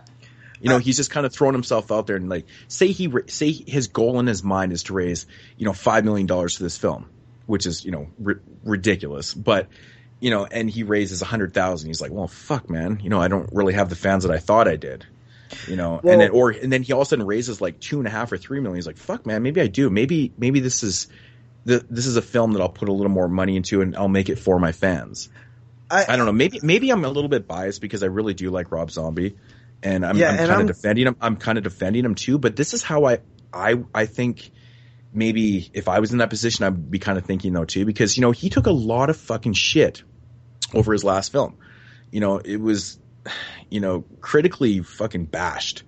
I think a lot of critics didn't like that film. And even in the horror community and stuff, it's very hit and miss. Like, how many people do you know that just completely dismiss the film and they think it's shit, and then people love it? It's so fucking divided, man. It's so divided, like all of his movies really are. So I think House of a Thousand Corpses is a modern day masterpiece, in my opinion. But I talk to other, hey, It's called a fucking opinion for a reason. This is exactly what my point is. And I knew you were going to bring that up too, Jeremy, because I know JP feels opposite. But this is my point, right? Like, his films are very hit and miss with people. And I think this is kind of where he's putting himself right in the middle going, where do I fucking stand? What can I do? What kind of film should I be making? Should I be making a film worth $500,000 or $5 million? You know, I don't know. That's just the way I see it. So I don't know. Yeah, well, okay. So a couple. I was trying to remember all the stuff you just said so I could hit on each thing. I think House of a Thousand Corpses is a hit, but in my opinion, it's not a masterpiece. I'm not saying that you're wrong, Jeremy. I'm just, to me personally. Yeah. Second, I get what you're saying about the like seeing where his fans are at, but I kind of think that might be part of it, and I'm also with you too about like I'm trying to be unbiased because I do like Rob Zombie and I do think people give him way too much shit, but at the same time I'm trying to take myself out of that and look at it from an unbiased perspective on what is up with this decision. And what I came down to is this. Okay, Moodz, you can take, a big chunk of the money you have in the bank and do this with it, or you can see if you can get it from other people. Like, it's not too hard of a decision, right? I mean, if the probability is that you can get it from other people, your fans, why not do it, I guess, maybe, right? Why take the risk if you think you can get it from your fans? And let's be fair here. He's not just taking it. He's offering you something in return. Yeah, like exactly. The Blu-ray early for $50. This is exactly what my point is, right? Like, this is kind of where he stands, like, do I have fans right now or don't I have fans? I think it kind of makes sense, but he's offering good shit though too. So he is. Did you look at some of the stuff? I mean, it's overpriced, but you had like a painting of his, right? Yeah, the signed Blu-ray is signed is like what is the average price for an autograph? So I mean, you get the signed Blu-ray for $60, $30. Yeah, the signed Blu-ray is $60. Yeah, damn.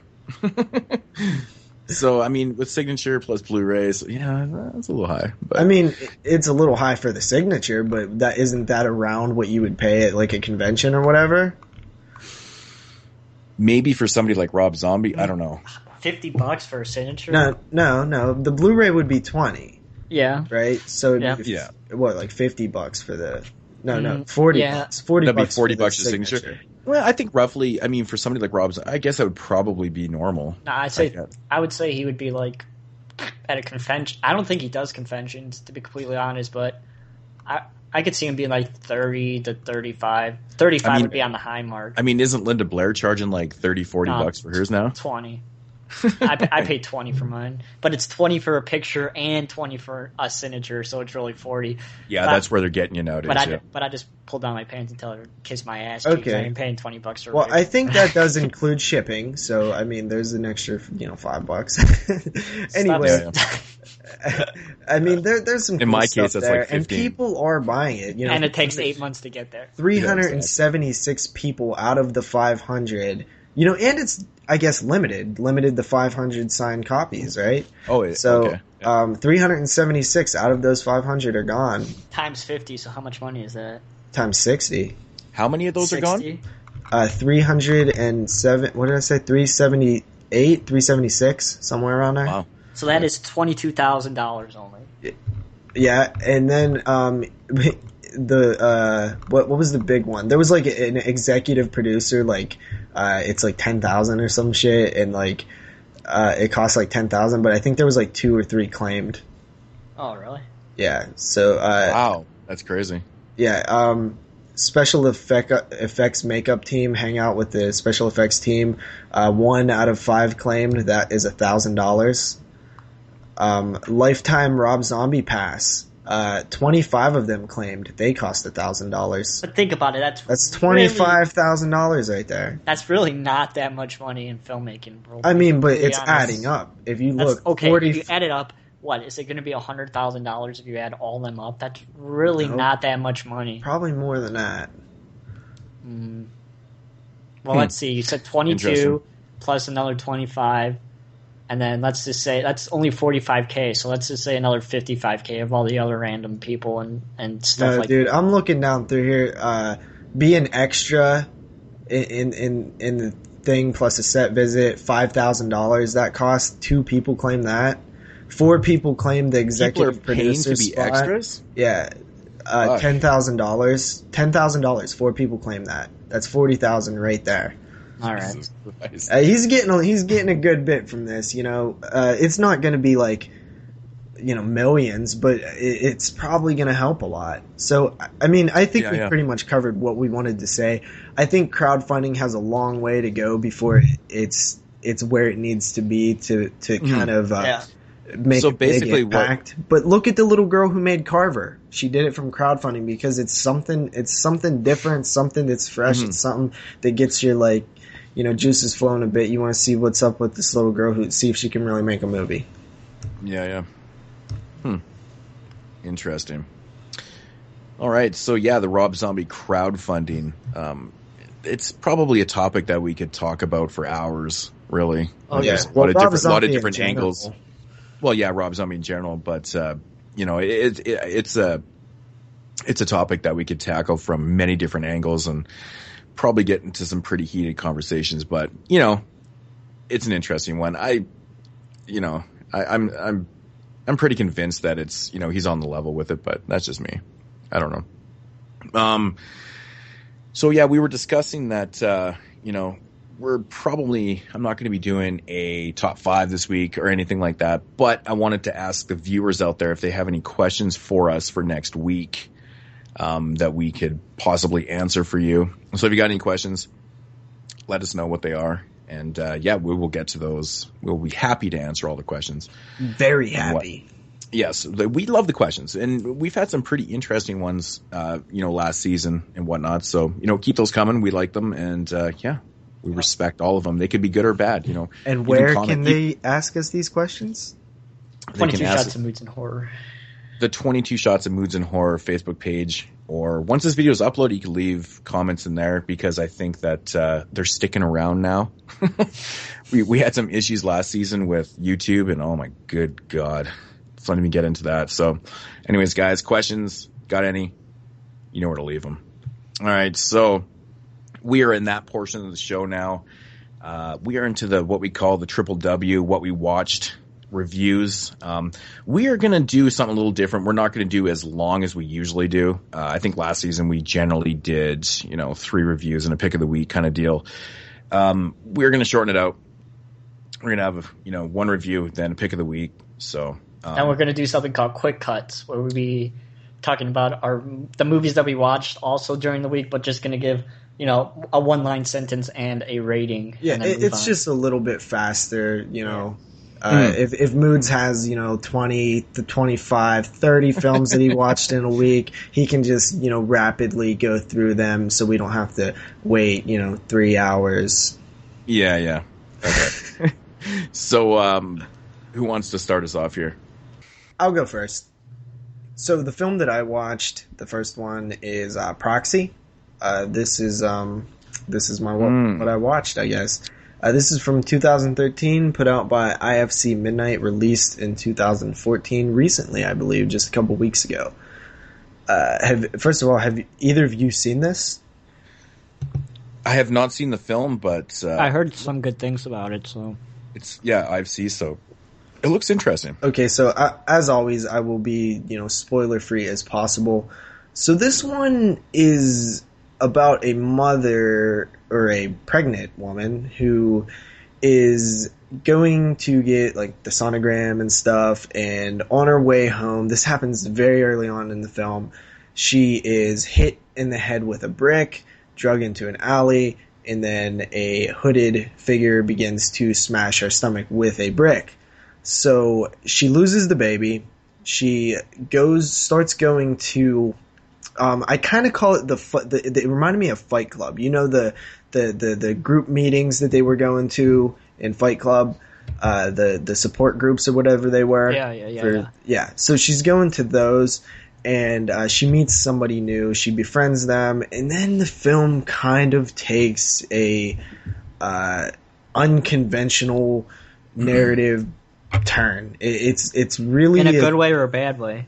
In a I don't know way. Like it was just kind of like it wasn't. Is that a new term right there? In an I don't know way. I just didn't. I really don't know how I feel about the story in this film because it's really unconventional. It's not like anything that I've seen because there's not. It takes many different turns and there's a lot of times in the film where I just kind of felt like I don't know what's going on. But at the end, I kind of figured it all out and stuff, you know. And it's not done badly. Like it's not like, oh, they sucked at making the movie, so you didn't know what the hell was going on. Like it's just it's mysterious. It doesn't let you know everything right away. You're kind of wondering like, is this person this or is like what's going on here? But it does star one of the stars is Joe Swanberg, who we will be talking about later. I like this guy, man. He's cool. I like his acting. He's also a director. He graduated from my school, motherfuckers. He did a segment in VHS or VHS 2, one of those. I think it was the first one, the first VHS. I don't really know how much I can say about this film without spoiling, but there's a certain point in the film where it completely goes into an unconventional territory with the storyline. It's very different and kind of don't expect it. It's so weird. Like I can't like picture in my mind what the fuck you're talking about. Like how does it make an unconventional turn? Like any kind of like. It just isn't. It just doesn't. Well, see, that's the thing. You can't really say without like spoiling. It's a character shift, and then it kind of you're expecting something like maybe like Grace or something like that, but it's really not that much about the pregnancy and the baby. It's about what happens afterwards, and it's like you really just are kind of unexpecting anything that happens from there on out. It's you can't predict it. It just goes in a completely different direction, and it's not even goes into a completely different direction. The film is about something else later on. It's not even about what it was when it started off. So yeah, it's a good watch. I did like it, but I'm just unsure of how to review it. So I'm just gonna say 7 out of 10. Check it out. It was pretty cool. But one thing I will say, the scenes, stuff with babies and stuff like that really makes me uncomfortable. There's a lot of cool like slow-mo shots in here too, with like blood that I thought was pretty cool. But babies like creep me out, and that scene is actually very disturbing when she's smacking the woman's stomach. Interesting. I wasn't expecting the 7 out of 10. I don't know why. I was expecting a lower rating, just the way you were talking about it. But yeah, it's very hard to talk about without spoiling. This one is intriguing. I want to check this out. Yeah. So it's probably on Netflix. Yeah, maybe American Netflix. It is on Netflix. I don't watch anything on Netflix. I know Moodz does. That's what I'm saying. Well, usually if I'm at work or something like that, I'll check out something. But it was a really surprising movie, just in terms of like the ride. It really is a ride, because you don't know what's going on most of the time, and it all fits nicely at the end. I mean, but it's something different, and that's what mainly I would say. It's just something different that you got to experience for yourself. You can't really talk about it and not spoil stuff.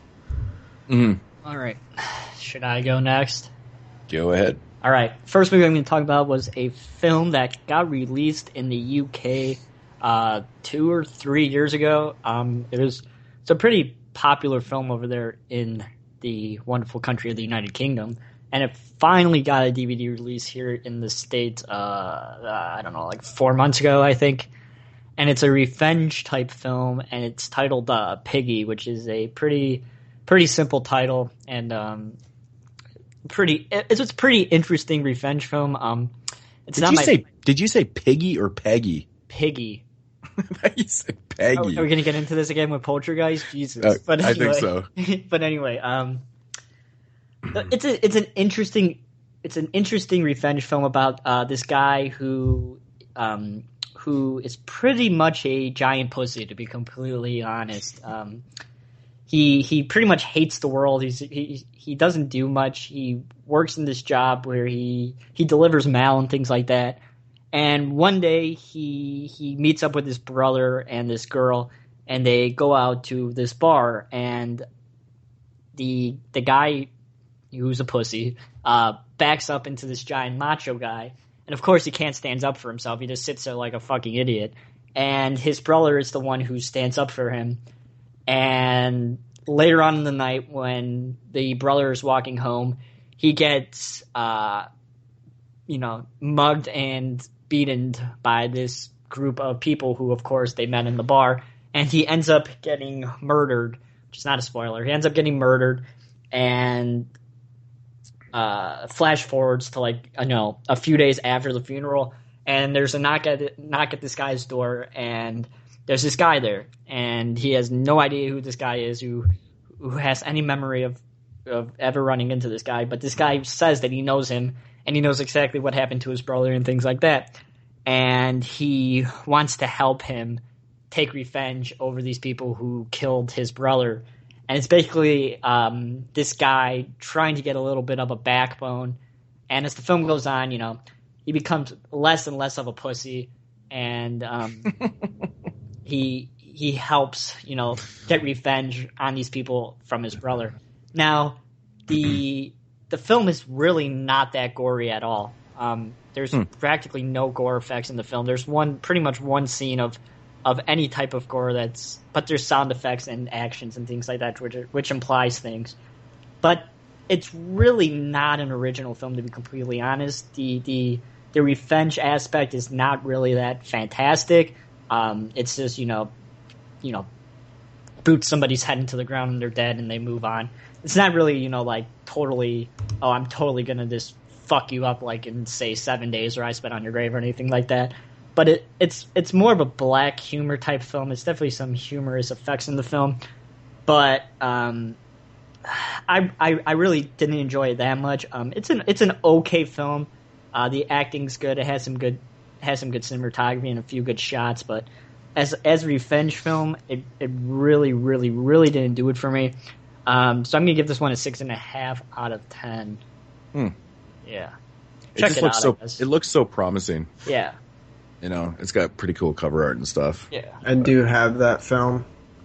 Oh, where'd you get it? Have not watched it yet. Piggy? I bought it at Walmart when it was released. Oh, interesting. If you don't want your slipcase, I'll take it. No, I want it. That's the best part of it. It's like, if you don't want the best part, I'll take it.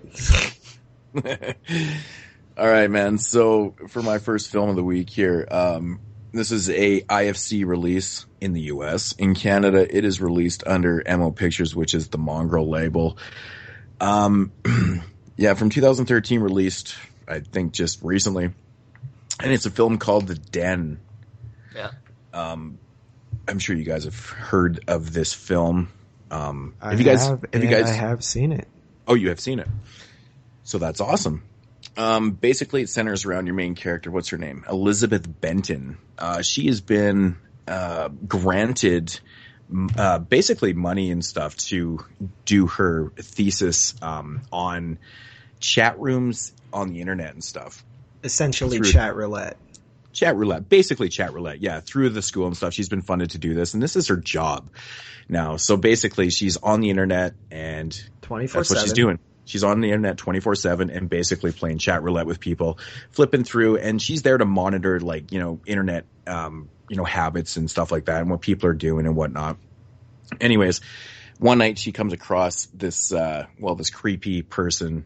She starts talking to this creepy ass person. Anyways, they end up showing a video that seems way too real, of this girl being tied up kind of like in a torture type deal and getting her throat essentially slit and killed.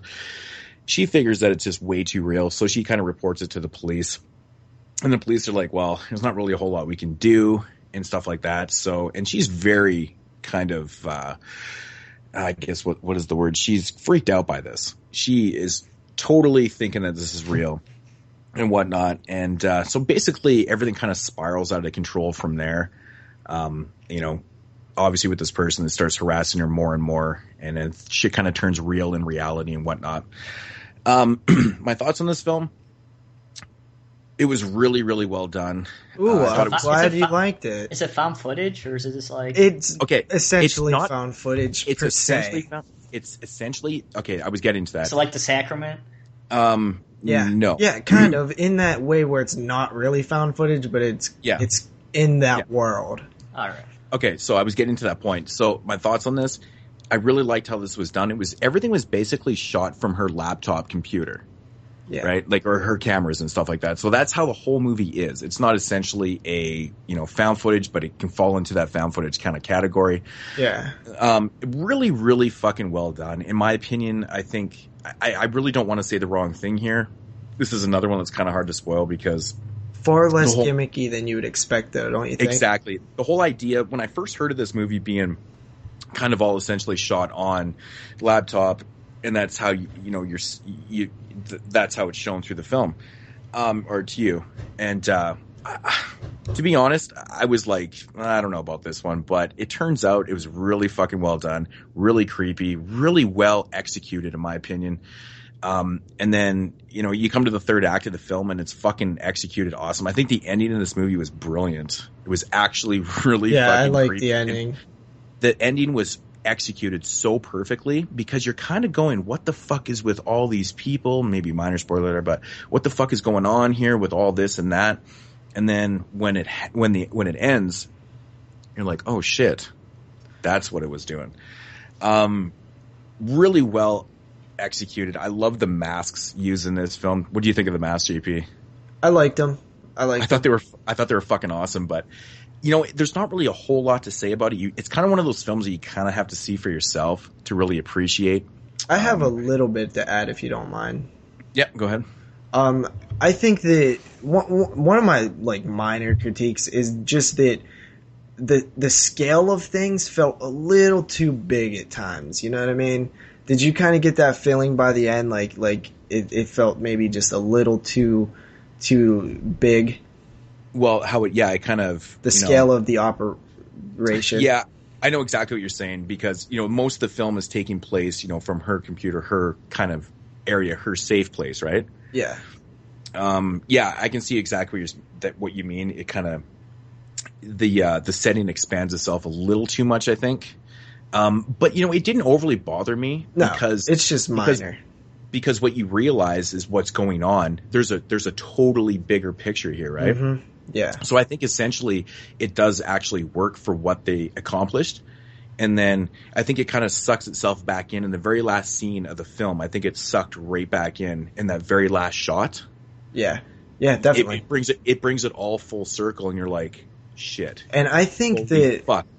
back... And I thought it was chilling and I stared at the screen. Mm-hmm. In the credits, I was like, holy fuck, that's awesome. I was like, it just blew me away. I was like really, really surprised by it. And I was like, awesome. I also really liked the lead character. I thought she fit really well, felt like a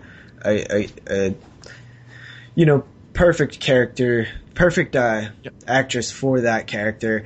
And I will say, being that it's far less gimmicky than we thought, when you talk about how it's kind of a found footage, it's in that world, it actually makes absolute sense that you would do this film like that. It fits for once, and that's one of the problems people have with that style of filmmaking is it's always forced and it doesn't fit very often. Blair Witch Project, it fits. This it fits. And I really like that about the film. And I was expecting really gimmicky, Smiley type shit, whatever. Oh my good lord! This girl was in Smiley. My turd is better than Smiley.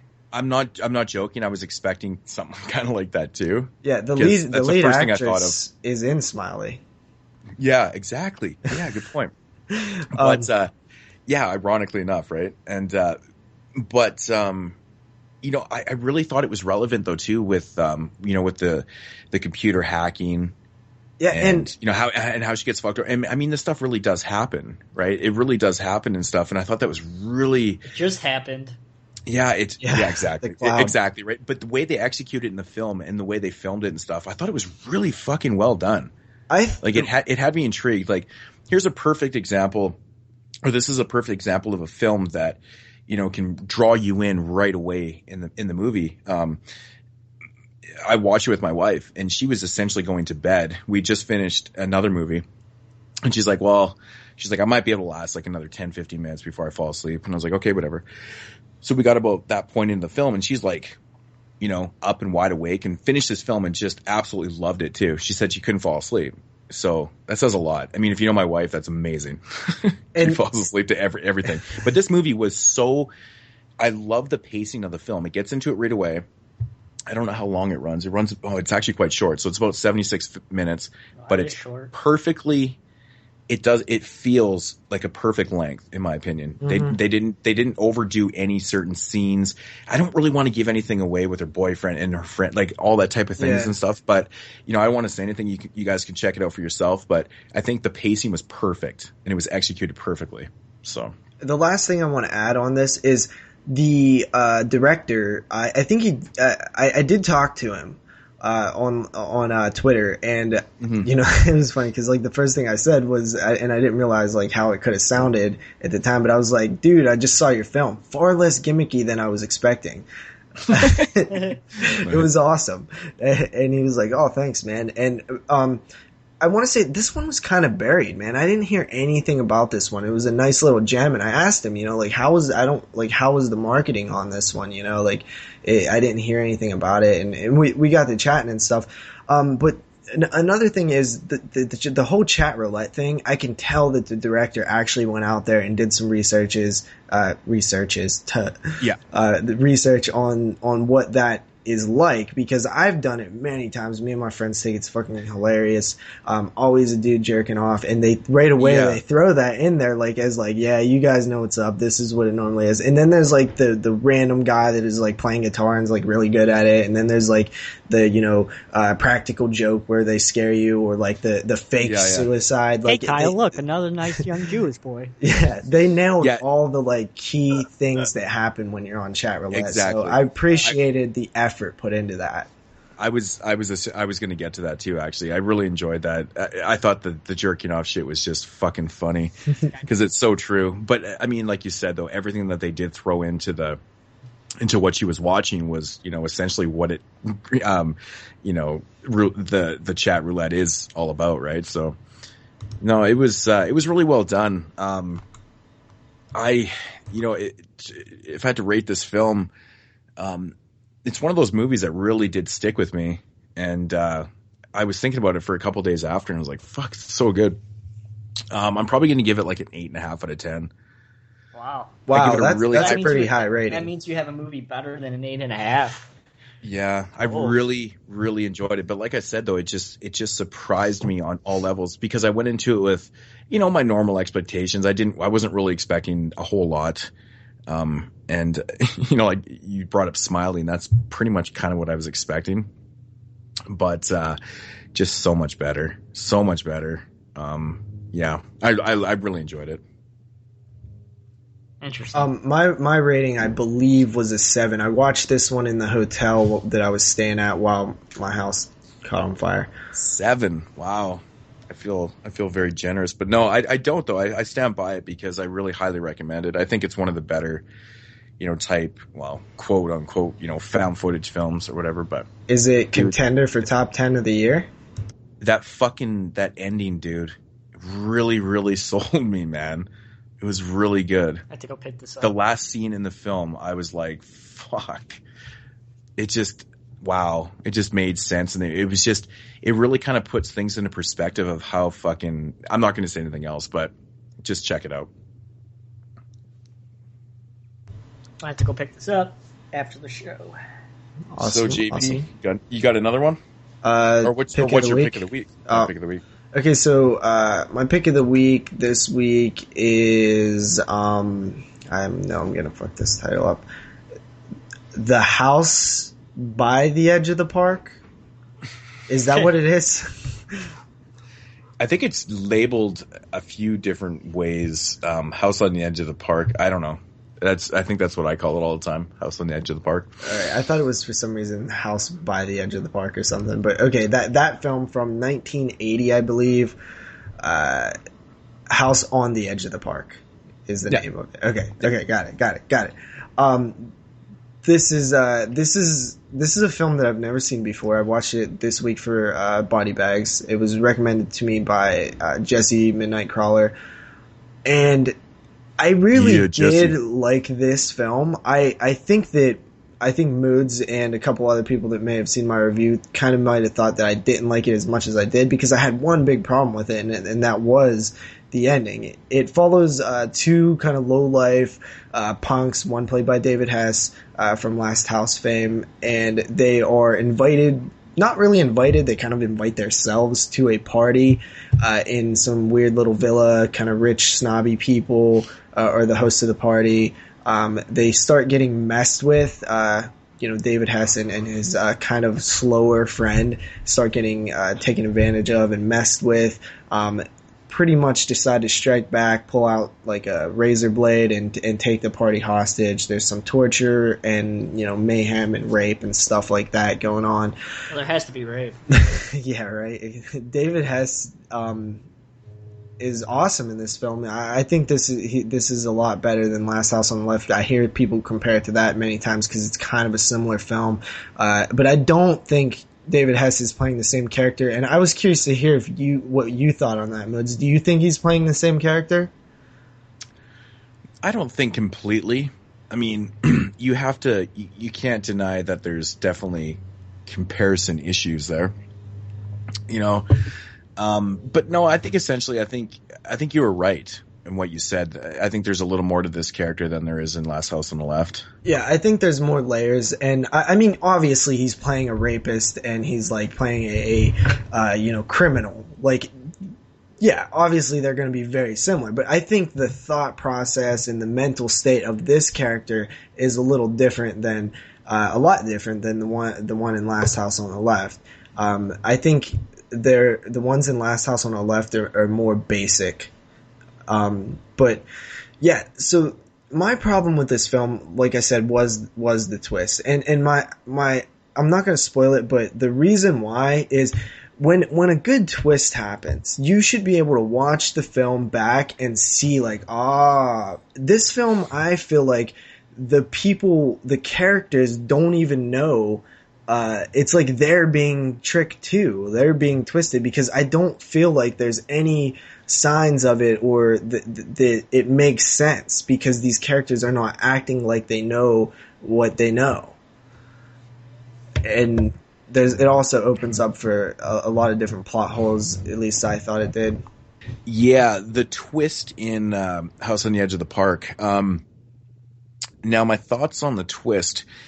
I don't think you mentioned in the synopsis that the film starts out with David Hess raping a girl. Yes, it does.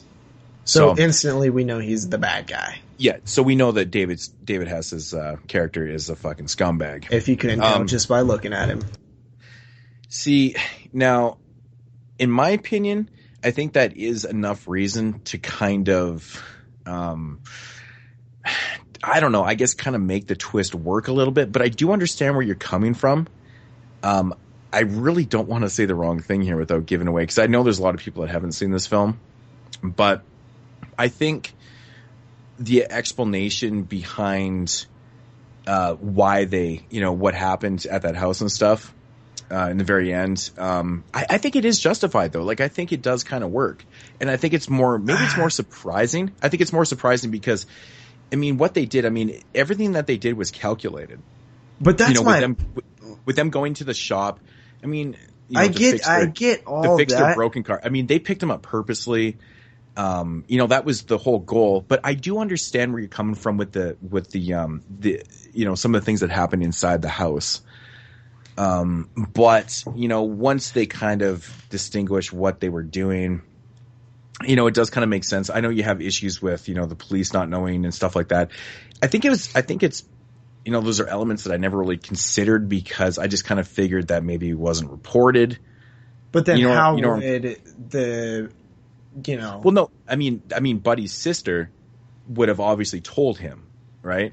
And I think that's where I'm coming from. Like, she obviously told her brother what had happened, and she obviously knew. I was under the impression she was dead. No, I don't think so. I don't think she died. Okay. I never got that. So I'm assuming that would make a little exactly. more sense. So I'm thinking that she knew David Hassel's character, and she told her brother because she survived and whatnot, and then they calculated this, revenge. It's essentially a revenge film. But why wasn't she there then? Well, because it would be obvious, because if she's there at the house, then they would know something's up. But why wouldn't she have, showed up I mean, I understand, but that's not even the thing. The thing that bothers me is that once the twist is announced, you think back at all the things that the characters did and didn't do, and then you realize that it kind of betrays the characters because they never acted as if they knew all of this in the film. Well, the one main guy. Yeah, the brother. But everybody else, it just seemed like, okay, how far do you take it? Why are you not acting fast, sooner? Why are you letting it get so far out of hand? I just didn't feel like it feels like the characters never even knew about it. It feels like it plays the way you think it's playing. When a twist happens, you should be able to go back and see it. Yeah, either those characters are really good at hiding secrets and stuff and hiding their emotions, or it's just kind of a very kind of thin script. But why though? You know what I'm saying? That is what it's a thin script. But why would the characters be hiding their emotions? I don't know. But I mean, essentially, what you're watching is a bunch of rich people, be fucking dicks. My thing is, I like that. I like why can't we have dicks versus dicks here? Why can't it just be people are bad. All people are bad. There are bad people, and sometimes two groups of bad people meet. I think this is what separates this movie from these type of rape revenge or these home invasion type films. I think this one really kind of separates itself because in this movie, everybody's a fucking scumbag. And that's why I liked it at first. And then I felt like it betrayed what it was doing by the end. I was like, but I still like it. I still like it a lot. It's my pick of the week. I really did enjoy the movie, but yeah, it's an interesting take on what, like I said, revenge and home invasion and stuff. So I don't know, man. I think it's, I think it just depends on which angle you tackle this from, right? I think we're kind of there, but we're not, on the same level. But the way I see it, is the way I said, and it's just the way I've always kind of taken it. I think once you watch it a couple times, I think it might make, I don't know, maybe you might pick up on more things or whatever, but I don't know. I love the opening shots and the ending shots. I thought it was a nice cover, front cover and back cover to it. It was really cool. Yeah. So what did you rate that film? I gave it a 7. And I would have the whole time I always think about towards the end of the film, all right, what am I going to rate this? And I was at 8.5 until that twist. It really did hurt the film a lot for me because I do think it betrays a lot of the things that happened throughout the film. And it's all subjective, and obviously you see it in a different way than me. The way I seen it, it betrays things. So that's why I lowered my score. Well, maybe we should ask Jesse what he thinks of that. Yeah. Well, I'd assume he probably would be more along the lines of where you are, because he obviously did recommend it to me. Yeah, cool, man. So, Jeremy, pick of the week. All right, my pick of the week is a film and I have the character names in front of me, so I don't fucking sound like an idiot like last time. My pick of the week is a film that came out in the year 2013, released in 2014 by Draft House Films, and that is a film titled Cheap Thrills. Now, before I start, I just want to say that this film is very, very, very similar to a film that came out by Dimension Extreme 5 or 6 years ago, titled 13 Games of Death, which is, I think, I don't know, can't remember what country it was made in, but it follows a very, very similar premise, and I'm very curious to know if that movie was influenced this Cheap Thrills in any way, because it's a very, very similar premise and things like that. But the film is basically, it stars Pat Healy as a character named Craig, who is very down on his luck. Pat Healy, who is Bam Bam Healy, the UFC fighter, who is a Chicago native, and he's a pretty big actor in this area. He was in Star Trek and The Innkeepers and films like that. But he plays Craig, who is a guy that's pretty down on his luck. He has a wife and a newborn, and one day he could tell he's scrapped on his luck. He doesn't have much money and things like that. And one day he opens up his store as he leaves to work, and he finds an eviction notice on his front door.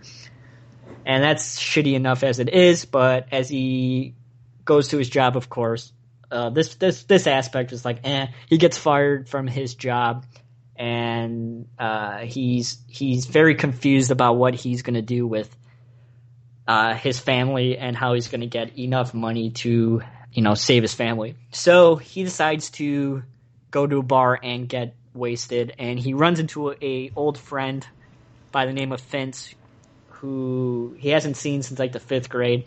Vince is a little bit of a badass motherfucker. He doesn't really care about how he makes his money, but he makes his money in dirty ways, obviously. So they start talking, and one time Craig goes to the bathroom, and he runs into this guy who's doing coke in the bathroom, who of course is a character that we meet later on in the film, and he sees $50 in the toilet, and of course he takes the $50 from the toilet, and as he goes outside, he sees Vince with these two people. One of the guys named Colin, who is played by David Kocher, who was an anchorman in films like that, and his girlfriend and his wife Violet, played by Sarah Paxton, who's probably looking her best in this movie. And he goes over there and they start partying and things like that, and we learn that it's Violet's birthday, and this guy's loaded. He's blowing money out everywhere, drinking all the expensive booze and things like that. And we learn that, and he learns that, Craig's a little bit out on his luck, and he needs money. So they start, doing little games to raise money, like go up to a girl at the bar and say something offended that she slaps you in the face, and I'll give you $200. So Craig is a little bit of a pussy at the beginning. He doesn't do many things like that. He doesn't do many other things to make money.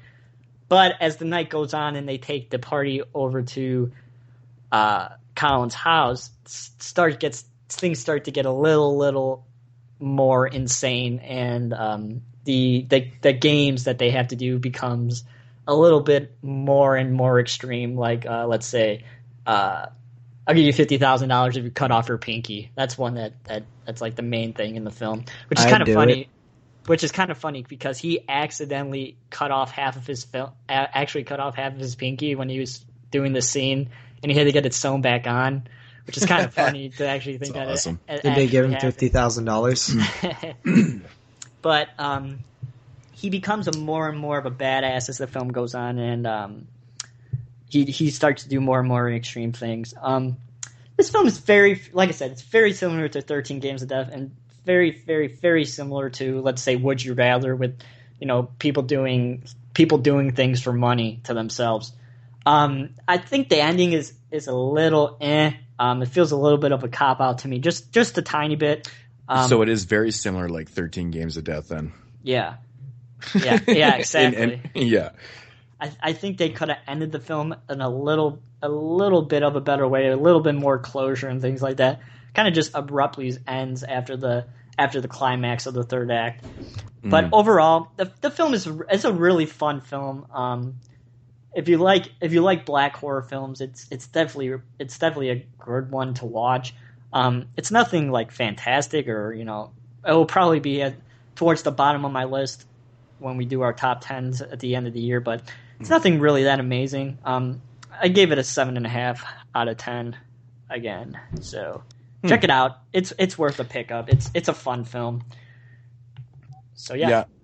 I definitely want to check this out, man. Especially because of who released it too. They seem to release pretty cool stuff. Yeah, so. Draft House is a really awesome company. So yeah. I always pick up their releases. All right. Every time I hear the like description of like movies like that, I always think of Cutting Cards from the Tales from the Crypt. Yeah, it's just like that too. I forgot about that. Yeah. My favorite Tales from the Crypt episode. So my pick of the week is a brand new release by Anchor Bay. Go figure, Anchor Bay. Oh, yeah, I know. This. And it is brand new from 2014, and it's called Septic Man. Yeah. I didn't really know, what to expect from this, but it came through. Basically, it's a very simple premise. It's about a guy named Jack. He's basically, your shit guy. He cleans out, septic areas, and that's what he does, for a living. Anyways, the town is having a serious issue. They've been basically evacuated because the water's all been tainted, and, they've kind of quarantined the city and stuff. They can't figure out what the fuck is going on.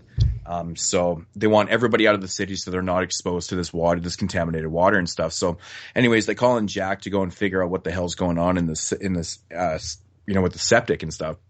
So anyways, one day he makes his way down to this, down below into the septic area and stuff. And then he discovers what the problem is that there is actually a bunch of bodies that are stuck like in the septic area, and it's like polluting the water and stuff like that. And anyways, so once he figures out what's going on, another problem arises. He can't fucking get out of what he's in. He's in this fucking septic area, and now he's stuck in there. And so basically the story is Jack kind of turning into the septic man. He's down there and he's being exposed to all the toxins of the septic shit and piss and gross shit. Oh, that sounds so fucking awesome. So he's stuck down there and he's like, he can't get out. And so you actually see him through the film kind of like I love the special effects. Like the makeup is awesome because it progresses into this kind of like Toxic Avenger type character. And I've actually even heard people kind of compare it to that. It's not like the Toxic Avenger at all, but he kind of turns into the Septic Man and whatnot. And I'm not going to really ruin anything on what happens, like why these bodies are ending up in the septic area and stuff like that. But it turns into a battle against him and, the person that's responsible for these bodies and shit like that in there. But during, this whole process, he's turning into this fucking monster and shit like that. It's fucking fantastic. Loved it. Really, really fun film. It's kind of another one of those, what do you call them, JP? Confined horror films?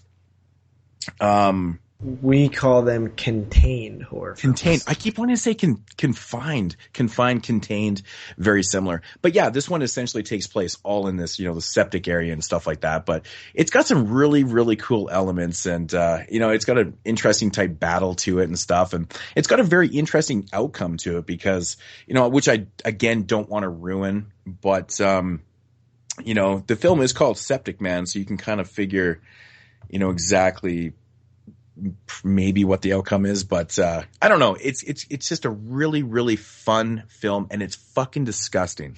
I gotta check this out. Okay, now I have to say, man, the effects in this film are really well done. Like I said, the makeup's awesome, but a lot of really gnarly looking dead bodies, but a lot of shit and a lot of puking and a lot of fucking just that natural progression of you basically dying on the outside and just a lot of puking, man. It's really awfully gross film. But if you can get through that, everything's practical. Oh, nice. The whole film is practical, and that's what I loved about it. But it's the progression in the film is just, oh my good God, it's gross.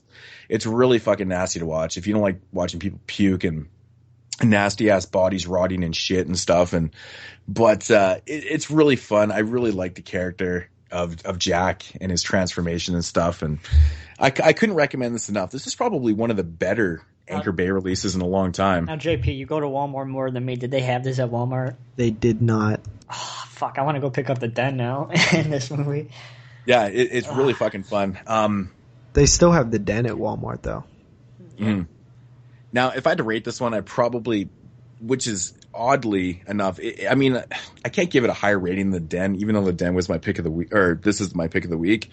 I think this movie is it's like a different level of fun. Yeah. It's not as well made, per se as The Den. The Den is just a totally different type of film. I will give this one like a solid 7.5. But it's definitely worth checking out, man. If you like practical effects and just, a very simple story, but it's got a pretty cool outcome. I really enjoyed it. I think it's interesting. And, it's one of these films that can definitely be made, into sequels and stuff, which is very cool because I'm pretty fucking positive they're going to make a sequel to Septic Man, And Septic Man. The thing about the pick of the week, it's not necessarily the best film. It's more goes into it than just which film's better. Mm-hmm. So, that's why your ratings could be like that. Exactly. And yeah, I just had a lot of fun with this, and it just kind of shocked me. I didn't really know what to expect from this, but man, was it ever gross. So it sold me. Really cool. Check that out.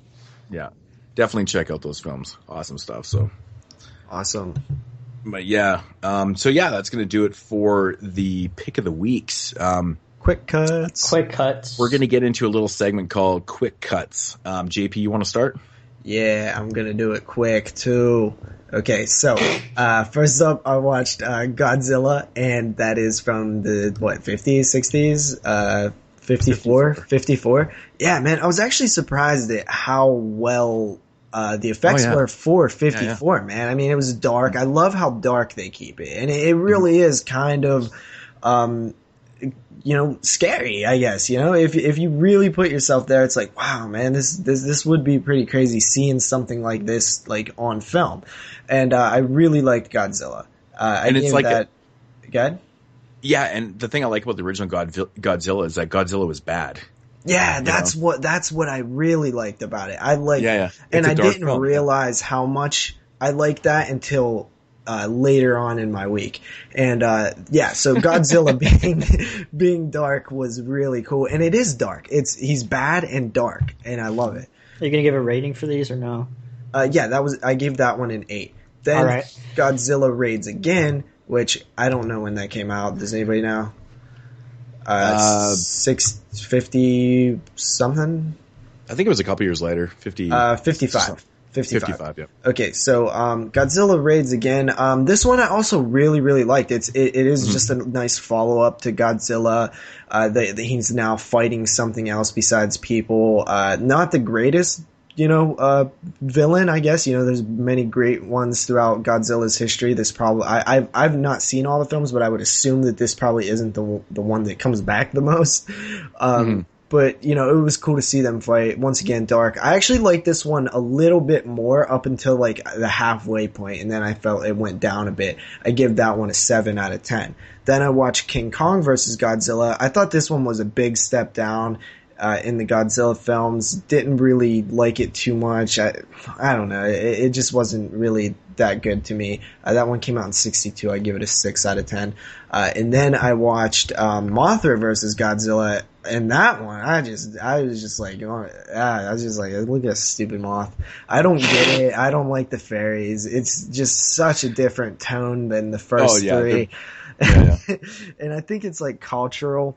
It just did not, it was not for me. It's not something that I'm interested in, and I really didn't like Mothra vs. Godzilla too much, but I gotta say there was some cool, miniatures and stuff like that, so I give that one about a 5.5 to a 6 out of 10. We'll go 6 out of 10. And then finally, I watched Sometimes They Come Back. This is, of course, a Stephen King film. And I really like this one. It was a TV movie, 1991. That's the year I was born.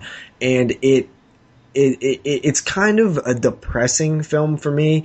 I kind of liken it to Pet Sematary in terms of it's just sad. He's going back to his hometown, and everything sucks. Everything's old and worn out, and there's a lot of scars from in that hometown. So it's really depressing, but I've always liked this one. It's cool. I give Sometimes They Come Back a 7 out of 10, and that's my quick cuts. Was that quick enough? That was quick. Thank you. All right, am I next? That's what she said. I'm going to be talking about a few movies I've watched over the last few weeks. So first I'm going to talk about is a film called Afflicted. Came out a few weeks ago. Found footage film. Film very hyped. Everyone's been talking about how it's one of the best found footage films. Wasn't for me. Thought it was a pretty boring vampire tale. I did not like it. I gave that one a 4 out of 10. Did not do it for me. Fuck. Whoa. Yeah. Next film I'm going to talk about is The Conspiracy. Came up at Macabre earlier on in 2014. It's another film that's like fucking The Sacrament and The Den, I assume. Really, really interesting story. Really well done. A fresh story. I really enjoyed that one. I give that one a 8 out of 10, actually. That one was pretty good. And another one I watched, it's a slash film, Madison County, which is directed by the guy who did Contracted. This is a pretty shitty slasher film, to be completely honest. Characters fall flat. Yeah, it's just pork chops, but just on a little bit of a higher budget. Not very good. I know they're making a sequel coming up, but I'll probably watch it sooner or later when it comes out cheap. But that one also got a 4 out of 10. Very, very crappy. And then the last one I want to talk about is I Spit on Your Grave 2, which I watched a while ago, but it's definitely more brutal than the first of course it's a remake. A lot brutal than the first film.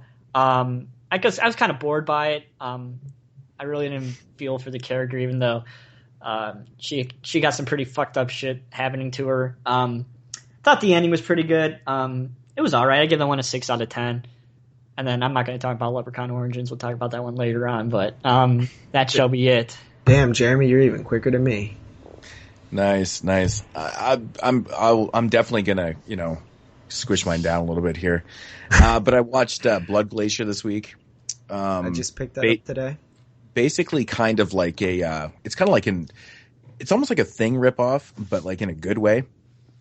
About like this glacier that's got like this red type of material that's kind of mutating specimens and stuff, and then they mutate from there inside other hosts and whatnot and stuff. Really cool premise. I really enjoyed this film. It was fucking awesome. I definitely give it probably about a 7.5. I think a lot of people are on the same level right now. Really fun film. Next up, I watched Joyride 3. Joyride 3 was, mindless fun. Basically the same premise of all the other, the other two Joyride films. Rusted Nail fucking some shit up. Candy cane. Exactly, right? He actually even brings it up too, because one of the characters' name is Candy. He's like, I knew a candy cane one time. Oh, that is awesome. That's called a callback. Yeah, literally. Yeah. So, Joyride 3, it's fun for what it is. It's not everybody's cup of tea. It's just mindless fun. Pretty gory, some pretty interesting kills. There was one really fucking awesome one I really enjoyed. I give it about a 6.5. It's not a great film, but the kills definitely saved it.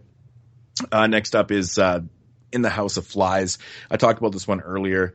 Like I said, it's one of those contained horror films about a couple that's drugged, whatnot, and they're fucked around with and stuff. Very cool film. I really enjoyed it. I give it about a 7 out of 10. Next up is Discopath, which I actually talked about earlier too. Discopath, I watched this again. I love this movie.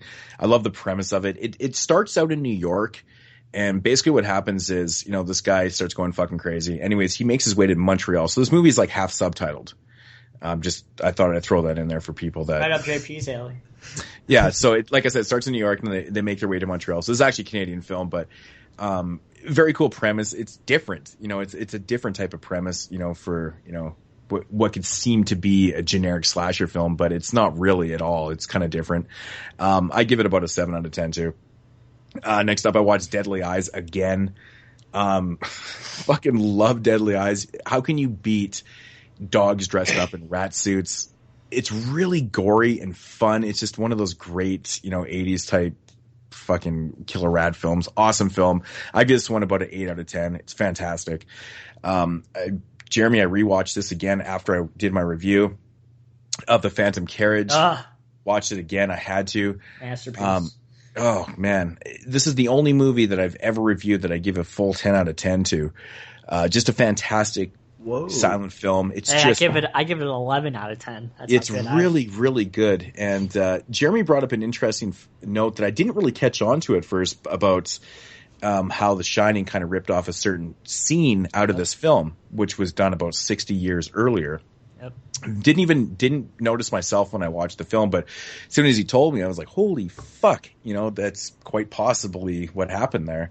I'm not going to say the scene. I don't want to give anything away, but if you've never seen The Phantom Carriage, it's probably the best silent film I've ever seen in my life. It's just fantastic, really well executed. Cool structure, really cool structure. Okay, next up I watched Stag Night.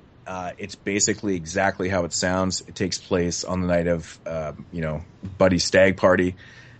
These guys start harassing this girl on a train, or one of the characters does. Anyways, he gets pepper sprayed. They step out for a second. Train takes off, and now they're trapped in like this underground area of New York. And of course, there's fucking cannibals chasing them. And shit doesn't go too well for them. But it's actually really entertaining. I really enjoyed it. Some pretty good kills, gore. Not bad. One of the better Ghost House Underground films, in my opinion. Not too bad. I would probably give that one, about a loose 7 on that one. Watch Snap's release of Curtains this week. Curtains is a really interesting slasher film about a director who's bringing in these actresses to try out for this play. And then they start, people in the house start getting picked off one by one and whatnot and stuff. It's an interesting film. It's a really slow type burn film with some really good cinematography in it and whatnot and stuff. This is one of those films that probably isn't for everybody. If you're a really big slasher fan, I would definitely check it out. But it's definitely worth a watch. But Curtains, I give a 7.5. I really enjoy the film. I think it's kind of creepy at times. Next up, I watched another Snaps release called 42nd Street Forever. Keep going. We're laughing because you watch so many movies. Dude. And those were just today. Okay. I actually fucking, like I said, I even cut this down quite a bit. What? Okay.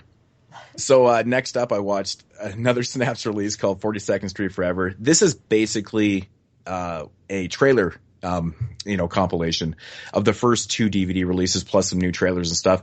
This release runs about 4 hours long. It's all trailers, and it actually kind of breaks it up into subcategories. You got exploitation, you got black exploitation, you got even almost like pornographic ones. You got horror, sci-fi.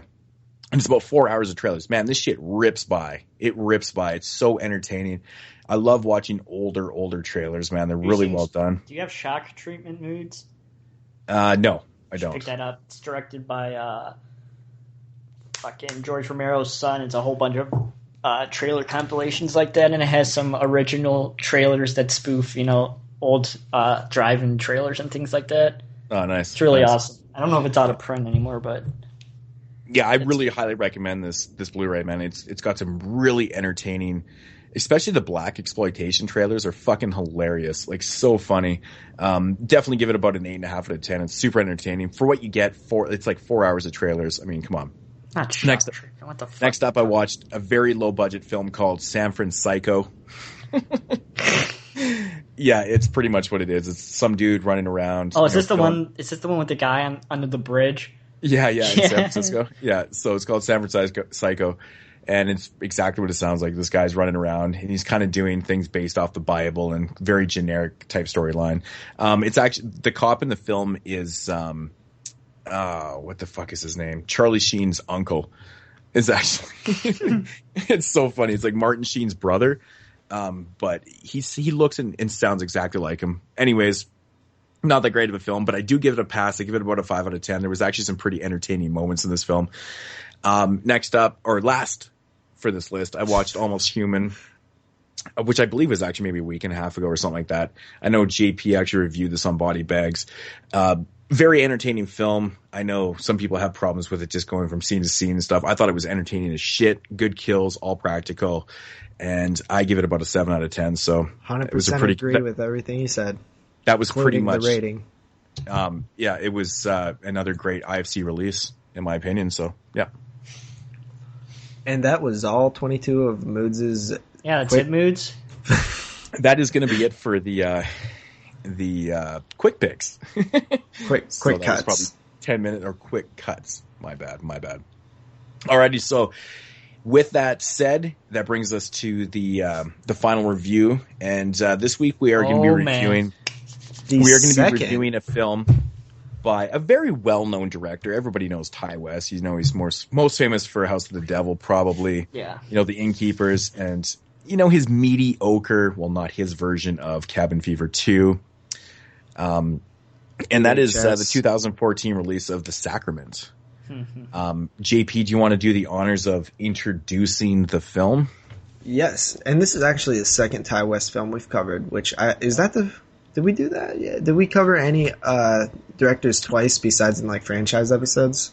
No, and I never thought of that until you said that, but we did do House of the Devil, didn't we? Yep. So this film was released in 2014. It was, from 2013 though. It hit the festivals and stuff. It follows a news team who decide to go into a undisclosed location after meeting a man who says that his sister is missing. She contacted him. She's living at a place called Eden Parish. They take a helicopter ride in there. It's very mysterious. Like, they don't really know where they're going. There's not a whole lot of... they never really say where it is. I didn't even think about that. Yeah, undisclosed location because, it's very secretive, obviously. I noticed that too. Yeah, they go in and they document this village of people who were from the U.S. It's obviously outside the U.S. They go there, they meet some people, they interview some people, and there's one guy that everybody calls Father who seems to be the leader. Obviously, this seems very cult-like. They're a bit skeptical. Eventually, they feel a little bit more relieved that it doesn't seem as crazy as you would think. And then that's pretty much where we'll leave it off. These people are thrust into this cult-like situation. Mm-hmm. Right off the start of the film, I had this very odd moment. Basically, when the credits were playing, they were playing like this fucking good, happy feel music. It totally reminded me of Spring Breakers. Oh, that's my favorite. The intro to Spring Breakers. Yeah, that's like one of my favorite intros. So I'm wondering if this is becoming like a new thing. You kind of put this music to kind of set up the film that is totally not representative of that song. You know what I'm saying? I've that music does liked not that type of stuff.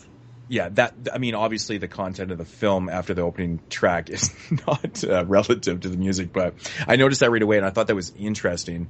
I really did like that, though. I thought it was a very good start to the film. Really interesting start. Yeah, and once they're in there, I do feel like they did a good job of really getting the point across that this is a wonderful place. And it didn't feel like forced. You know what I mean? It didn't feel like over the top. Like, oh yeah, I can see through this. It felt genuinely like, okay, this is actually like even as a viewer, I know because I watch films that something sinister's coming. Yeah, I was thinking to myself, it's like this place doesn't seem like anything could go wrong. Like, what's going to happen? But it's as interesting. a viewer, I was like this is really like an awesome place. Like, I would want to stay here. It's very interesting that you guys looked at it like that right away, because the way I seen it is that, the crew gets off the helicopter, and what is the first thing that they see? The guns. And that's the only part. That's the only part that you instantly feel like, okay, this is a bad place. But after that, they do a good job. And it makes sense because as viewers, they do a good job at getting us to forget about that, but also get they get the characters to forget about that. They do a good job of, letting you forget that until, about the midpoint of the film with the interview. There's a complete tonal shift at one scene of the movie. I think we all know what that is, and you see it coming, but it still felt like it still was shocking and jarring when it happened, and you knew it was coming. You knew that was coming. Two entirely different films from the start, from the beginning until that point. There's a big tonal shift. Yeah. Yeah, and I think that scene is basic. Do you guys have anything else to say about up until the interview? About the film? Like, it does seem kind of natural, and it seems kind of, Some of the girls were good looking. I don't know why the fuck they want to go live there. Well, I think one thing that I noticed, though, too, right off the hop was, the fact that this I don't know what you want to call it, village or whatever, was very multicultural too. Yeah, there's a lot of different races. Yeah, and that was one of the big things. Was one of the big four things that he said is wrong with the outside world, and one of them was racism.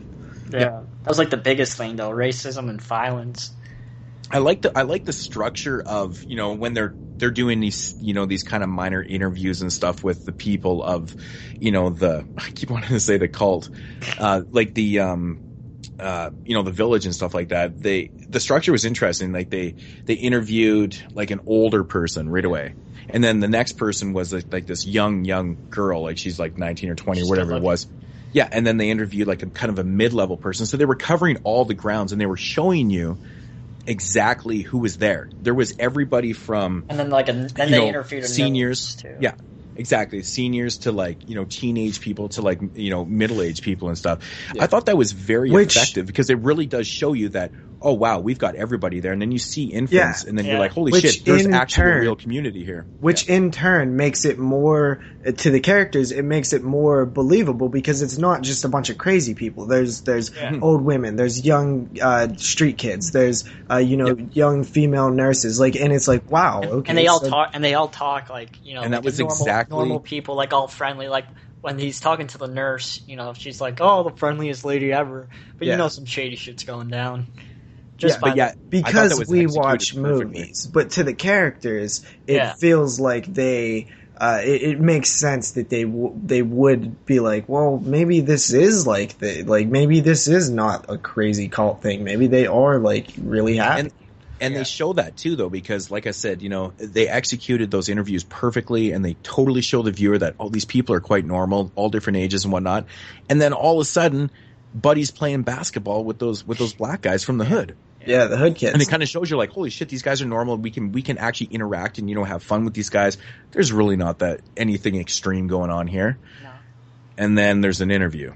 And I honestly think that interview was still with tone of the beginning of the film. Yeah, I think the little girl scene is the scene that completely changes the tone of the film. Yep. Well, totally. I think that moment definitely is, probably the moment that should be. But for me, I mean, obviously, I do say the little girl, but the one scene in the interview when the father, played by, what's his name again? Gene Jones? He's fucking awesome. Yeah. Gene Jones.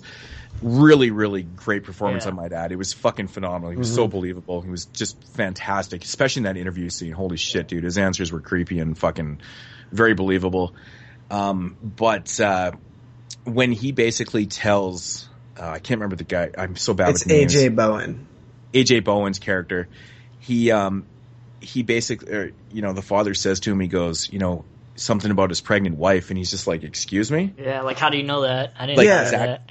And then they kind of chalk it up to, well, it was mentioned to some other people, and maybe it got back to him and blah, blah, blah, but they're not convinced. And you get that sense of, like, oh, something's going to vulnerability. You get that sense of vulnerability right there. You're like, holy shit, like, we're kind of exposed. Like, there's, something might go on. I also looked at it like AJ Bowen's character saw why all these people look at him as such a great leader, because the way he was able to turn that on AJ Bowen, and AJ Bowen considers himself a smart man, and to be manipulated like that, he's like, wow, okay. I mean, this guy is legit. And you can tell that the father kind of feeds AJ Bowen by saying, like, I don't believe you would do that with the story because I can see it in you or whatever. And, totally plays to what he would want to hear. And I love the scene right after they're done with that, because he's obviously shook up, right? He's obviously shook up from his answers. Yeah. And he's like, man, I only got like a quarter way through my questions. And he's like, and the quarter of the questions that I asked, I'm not even sure if he even answered them the way I wanted him to. Yeah. And, he was genuinely impressed. Exactly. He was like, holy shit, like, this guy's really kind of the real deal.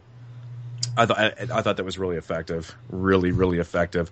And then literally right at that scene is when the little girl, and that was chilling how that was done. I loved how that was done. I truly did love it.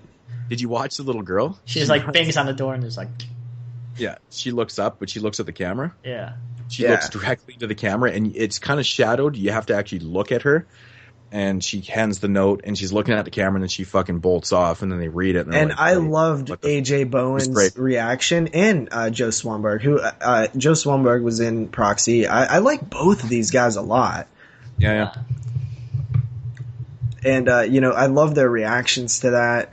And then it's pretty much just, full speed ahead from there. And you can't really talk about it too much. But there's one scene, man. I know you guys know the scene too. It's a brother-sister scene, man. And I just, scene was done so well acted. And I literally, I was laying down watching this last night, and I sat up. Yeah, that's the one scene in the film that really, really, really fucked with my head. And that doesn't happen. You don't hear me say that very often, but that was one scene that really, really fucked with my head. Oh man, that fucking scene, man. I was like, what the fuck? I literally said it out loud. It was like, holy fuck. That was one of 3 scenes in this film that really got to me. Yeah, there were, and I know the third one you're probably thinking of too. And I literally, it was like 3 a.m. I had to work. I had to wake up at like 6 in the morning to go to work, and I'm laying down getting through the Sacrament.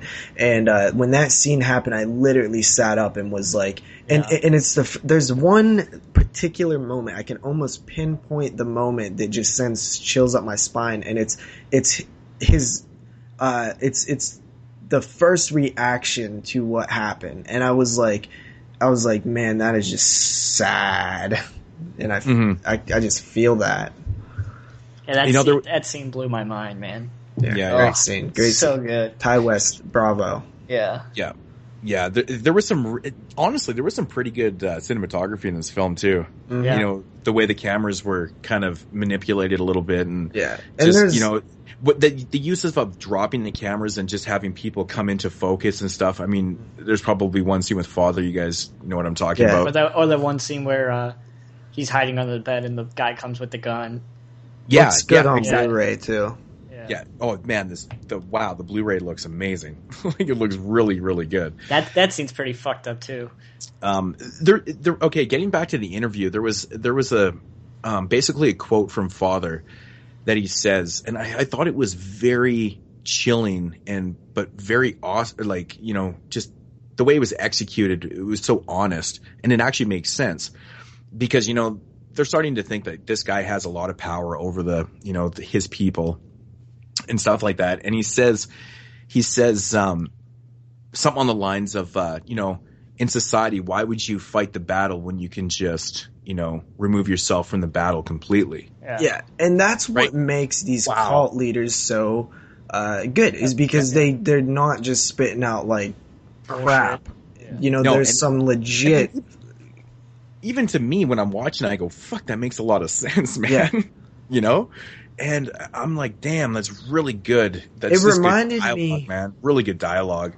It reminded me of the scene in, this is totally unrelated, but American History X, when young Ed Norton is talking to his father, and you can see how he would be persuaded into that thinking by the things that his father is saying when he's talking about, how the jobs are offered to, people, even though they're not the best available people and stuff because of race and stuff. And it kind of reminded me of that in a way, of just how easily you can agree with him, because it's like he's saying things that do make sense. Yeah.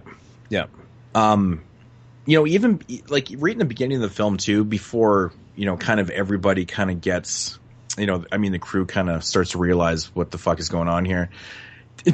There's something about hearing an automated voice over a PA that is so fucking unsettling. Mm-hmm. Especially when everybody is stop on just straight up listening to it, I know it's their main focus. They drop everything and turn, stuff like that. It literally says, "Okay, people, go to bed," and they just drop their their bowl of whatever and just go to bed. And what's crazy about holy shit, it's really scary.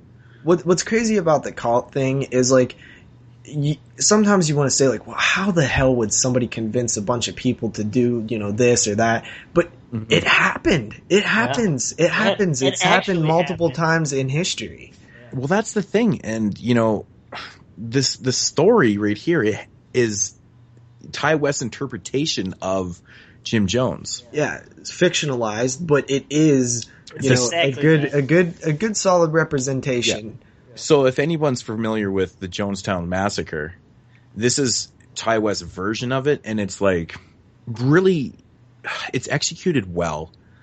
Really, really well, in my opinion. I think the last 30 minutes are just, last 40 minutes of this film is just so fucking unsettling. Yeah. And I haven't watched a movie in a while where there was multiple times where I felt so uncomfortable on scenes where I'm like, what the fuck? Like, you know, I found myself kind of squirming in my seat and turning, and I was like, this is so bad. You know, I'm just, oh, it's so effective. Like, it's just good filmmaking. It was really good. I really enjoyed it. I thought it was good. You know, there's not too many films that do that to me. But do you feel that it should have been filmed this way, the like found footage type? It had to be. I think it works. I think it really does work because that angle, especially for, you know, how it's very non-Ty Westy. That's the thing. Yeah, I don't think it had to be, man. That's why I think it kind of works. I do think it works. Well, it's not something that Ty West would normally do. If you don't do it like the found footage style, then you have to replace the actual story, in my opinion. Like, you can't just have a documentary crew show up here and not be documenting anything. They can be documented, you just don't have to see it. But I think it's effective, though. I think it's effective because it shows exactly what they're going through, and you're seeing it through their cameras, which is their eyes, right? Yeah, which really does. Effective. That's what's effective about it. Is you feel like you're part of it. Exactly, especially the scene where Buddy's underneath the bed, and you know some person gets fucking totally like that's brutal, man. And that's one of those scenes where you're like, "Fuck, man." See, that's the found footage element really does work at that moment because you don't see it, but you hear it, and fuck, man. Which is really always when really found footage is most effective, is when it does have the ability to make you feel like you're part of it. And I would honestly say, I think that Ty West's best film. Yeah, I think this might even be his best film. Yeah, it's close. That's a good sign. That's a good sign when you're still on the upswing. I know Jeremy was trying to get to the point of, you know, this isn't very Ty West, but I think it's a good thing. No, you're right, you know, Jeremy. That is a good point different. That we kind of glossed over. Because you have to think about it. Watching Ty West films, he rarely uses outdoor sceneries. I mean, in House of the Devil, you just see the girl walk around, you know, walk to campus, and, you know, that's it. And in Innkeepers, you rarely ever go outside. So to see him shoot pretty much this entire film outside shows a side of Ty West that we haven't really seen before. And even with the found footage, I mean, you could say he directed the segment in VHS, but, you know, that's not a feature like this. I mean, there's scenes in House of the Devil where they're outside, you know. I mean, there's but obviously not much little like this. No, exactly, right? Yeah. So it just feels wide. It feels big, you know, unlike all of his other films, I would say, probably. It's definitely not claustrophobic. Like even The Roost feels very tiny and tight. Which is actually, filmed kind of like it's outside. Yeah, but it still feels very like tight. Well, it feels early Ty West. It's a different type of feel. Yeah. Too. I think his films right after that were completely different than The Roost, but this one right here definitely separates itself in his filmography. And it's good. It's good because it's daring you don't want to get too pigeonholed into being a certain way. You know, it shows that he has range and scope and he can do a lot of things. And I think this was the perfect film for him to tackle. And I think that, you know, this story, I'm surprised it hasn't been told yet, you know, like this good, you know. It's definitely something that I'm so glad he did it, because I mean, I think we all could agree that this is a really awesome film, and it was a great film to pick for the first show. Yeah. Back. Yeah, it blew my expectations, to be completely honest. Yeah, I did not think it was going to be this good. I'm almost surprised it didn't have more buzz. Yeah. Yeah, I was a little worried about this one. Because, like I said, I avoided all trailers, reviews, any type of propaganda about the film. I just kind of I separated myself purposely until I watched it today. And I literally didn't sit back in my seat once. Yeah. I sat on the edge of my fucking my sofa and just watched this film, and I didn't move. How did you feel about the ending? I liked it. I liked the ending completely. All of it, the whole end, the whole final end. I thought I thought it really worked because I wasn't expecting it, for one, and these characters are likable. Both of them. I've liked both characters, both of the main lead characters, a lot. Yeah. Yeah. What I like about this film, though, like the main characters are, normal people. Yeah, you got the cameraman, and then you got, the journalist, right? But the main focus of the film is about, Buddy. You would almost think, Buddy, looking at them, that their roles would have been reversed. Exactly. AJ Bowen kind of looks like a camera guy. Yeah. And I like that. I like how it, kind of all develops and stuff, and there's some, it's really good. It's really good. So, I don't know what else is. There's so many scenes that I want to talk about. I just don't want to ruin anything for anybody. Free for the most part. I mean, there's the big, Just watch the fucking movie because it's awesome. I love how Tom from Horseball would say, happens. Just fucking buy it. Yeah, buy it on Blu-ray. It's worth good. it. Yeah. Yeah, I'm done. Yeah. So, Moodz, what's your rating on this one? Oh man, I get to go first on this one. Yep. To be honest, this is another. It's been a really good couple weeks of film watching for me. Watched a lot of really good films, given some really high ratings. I don't know, but if I really had to break this down on all elements of film, I think Ty West did a fantastic job with this. Cast was fantastic. I thought cinematography was good. Acting was good. Acting was just fucking phenomenal. Little to no flaws. No. Yeah, the sets were. I thought the sets were awesome. They looked authentic. What one of these cult type things would look like. I think everything was really well executed. And I'm going to give this one a 9 out of 10. I really do recommend it. I think there's some fucking super uneasy parts that really are so effectively executed, and it's just something that someone needs to see. If you're not a fan of Ty West, you're not probably not other films, it doesn't even matter, because I think this one would, this movie is nothing like his other films. His other movies are a lot of like real slow burns and stuff. This one kind of starts halfway through. It's kind of a slow burn. It's a little bit, but I don't think it is. But the thing is, this one actually starts about the midway point. I mean, to get to the craziness in the film. But up into that point, everything that is shown in the film is relevant. Everything is relevant. The interview, introducing, all the, the characters and stuff in the film, and showing what's going on and stuff. Everything's relevant. It's not slow. It's interesting. And I think it's really, honestly, and truly his best film so far. 9 out of 10. Really, really good film. What about you, Jeremy? I have to agree with Moodz. I also gave it a 9 out of 10. Definitely Ty West's best film.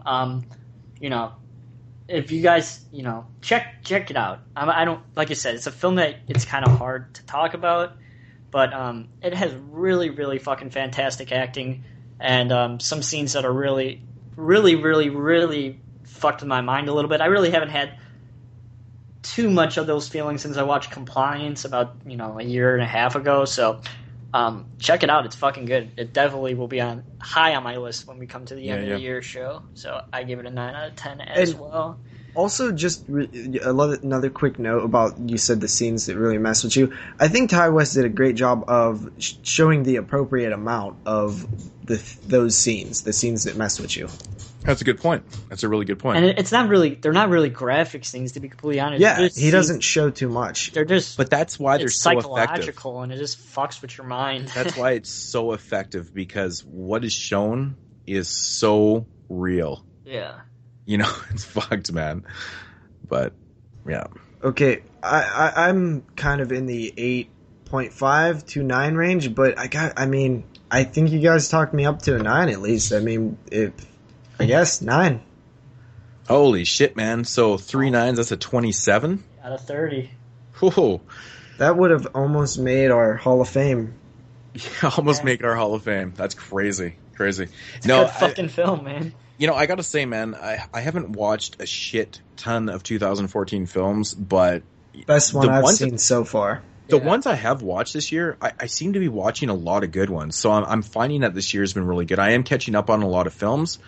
But this year has got a lot of really solid films, and I'm really looking forward to the year-end. I know this is our first show, and we're already talking about the year-end show, but I think it's going to be a fantastic year-end show because there's some really damn good films to talk about, man. Yeah. Honestly, I haven't seen as many good ones as you, to be honest. I think that this year is nowhere near as good as last year so far. I still got a lot to watch, though. I've only seen, under 10 films from 2014, I guess. Mm-hmm. But this is definitely the best one I've seen so far. I just ordered, you guys have probably heard the buzz about Pieces of Talent. It's an independent film. A lot of people are talking about it and stuff. I just ordered it up, but everyone's saying it's like one of the best films this year. And I'm just really, really fucking stoked. And of course, Dustin Mills' new film just shipped, Snuff It. So I'm just super stoked to watch this. So we'll see if, he has another film making my top 10 this year. But, I don't know, man. It's shaping up to be a really interesting year. Really interesting. So, yeah. Is that it? Yep. All right. So thank you, everybody, for listening to the 23rd episode, a.k.a. the first episode of the second season of the 22 Shots of Moodz and Horror podcast. Of course, Moodz616 was the host. And, of course, if you want to follow him on his channel, you can do so at youtube.com/Moodz616. Of course, if you want to follow me on my channel, you can do so at youtube.com/NESReal22. And, of course, if you want to follow the man JP, a.k.a. the man who hates Pee Wee Herman, you can follow him on his channel at youtube.com/DoubleshotJ. And, of course, you can always email us your questions or any suggestions at 22shotsofmoodz@gmail.com. That's an A and D, not the and symbol. And, of course, you can follow us on Twitter at 22shots podcast. And you can always listen to us on thedevilseyes.com, and I have some written reviews and some other stuff over there as well, so enjoy that. Thank you again, everybody, for listening, and we'll be back next week with the 24th episode of the 22 Shots of Moodz and Horror. I hope everyone had a fantastic summer and enjoyed the first episode back.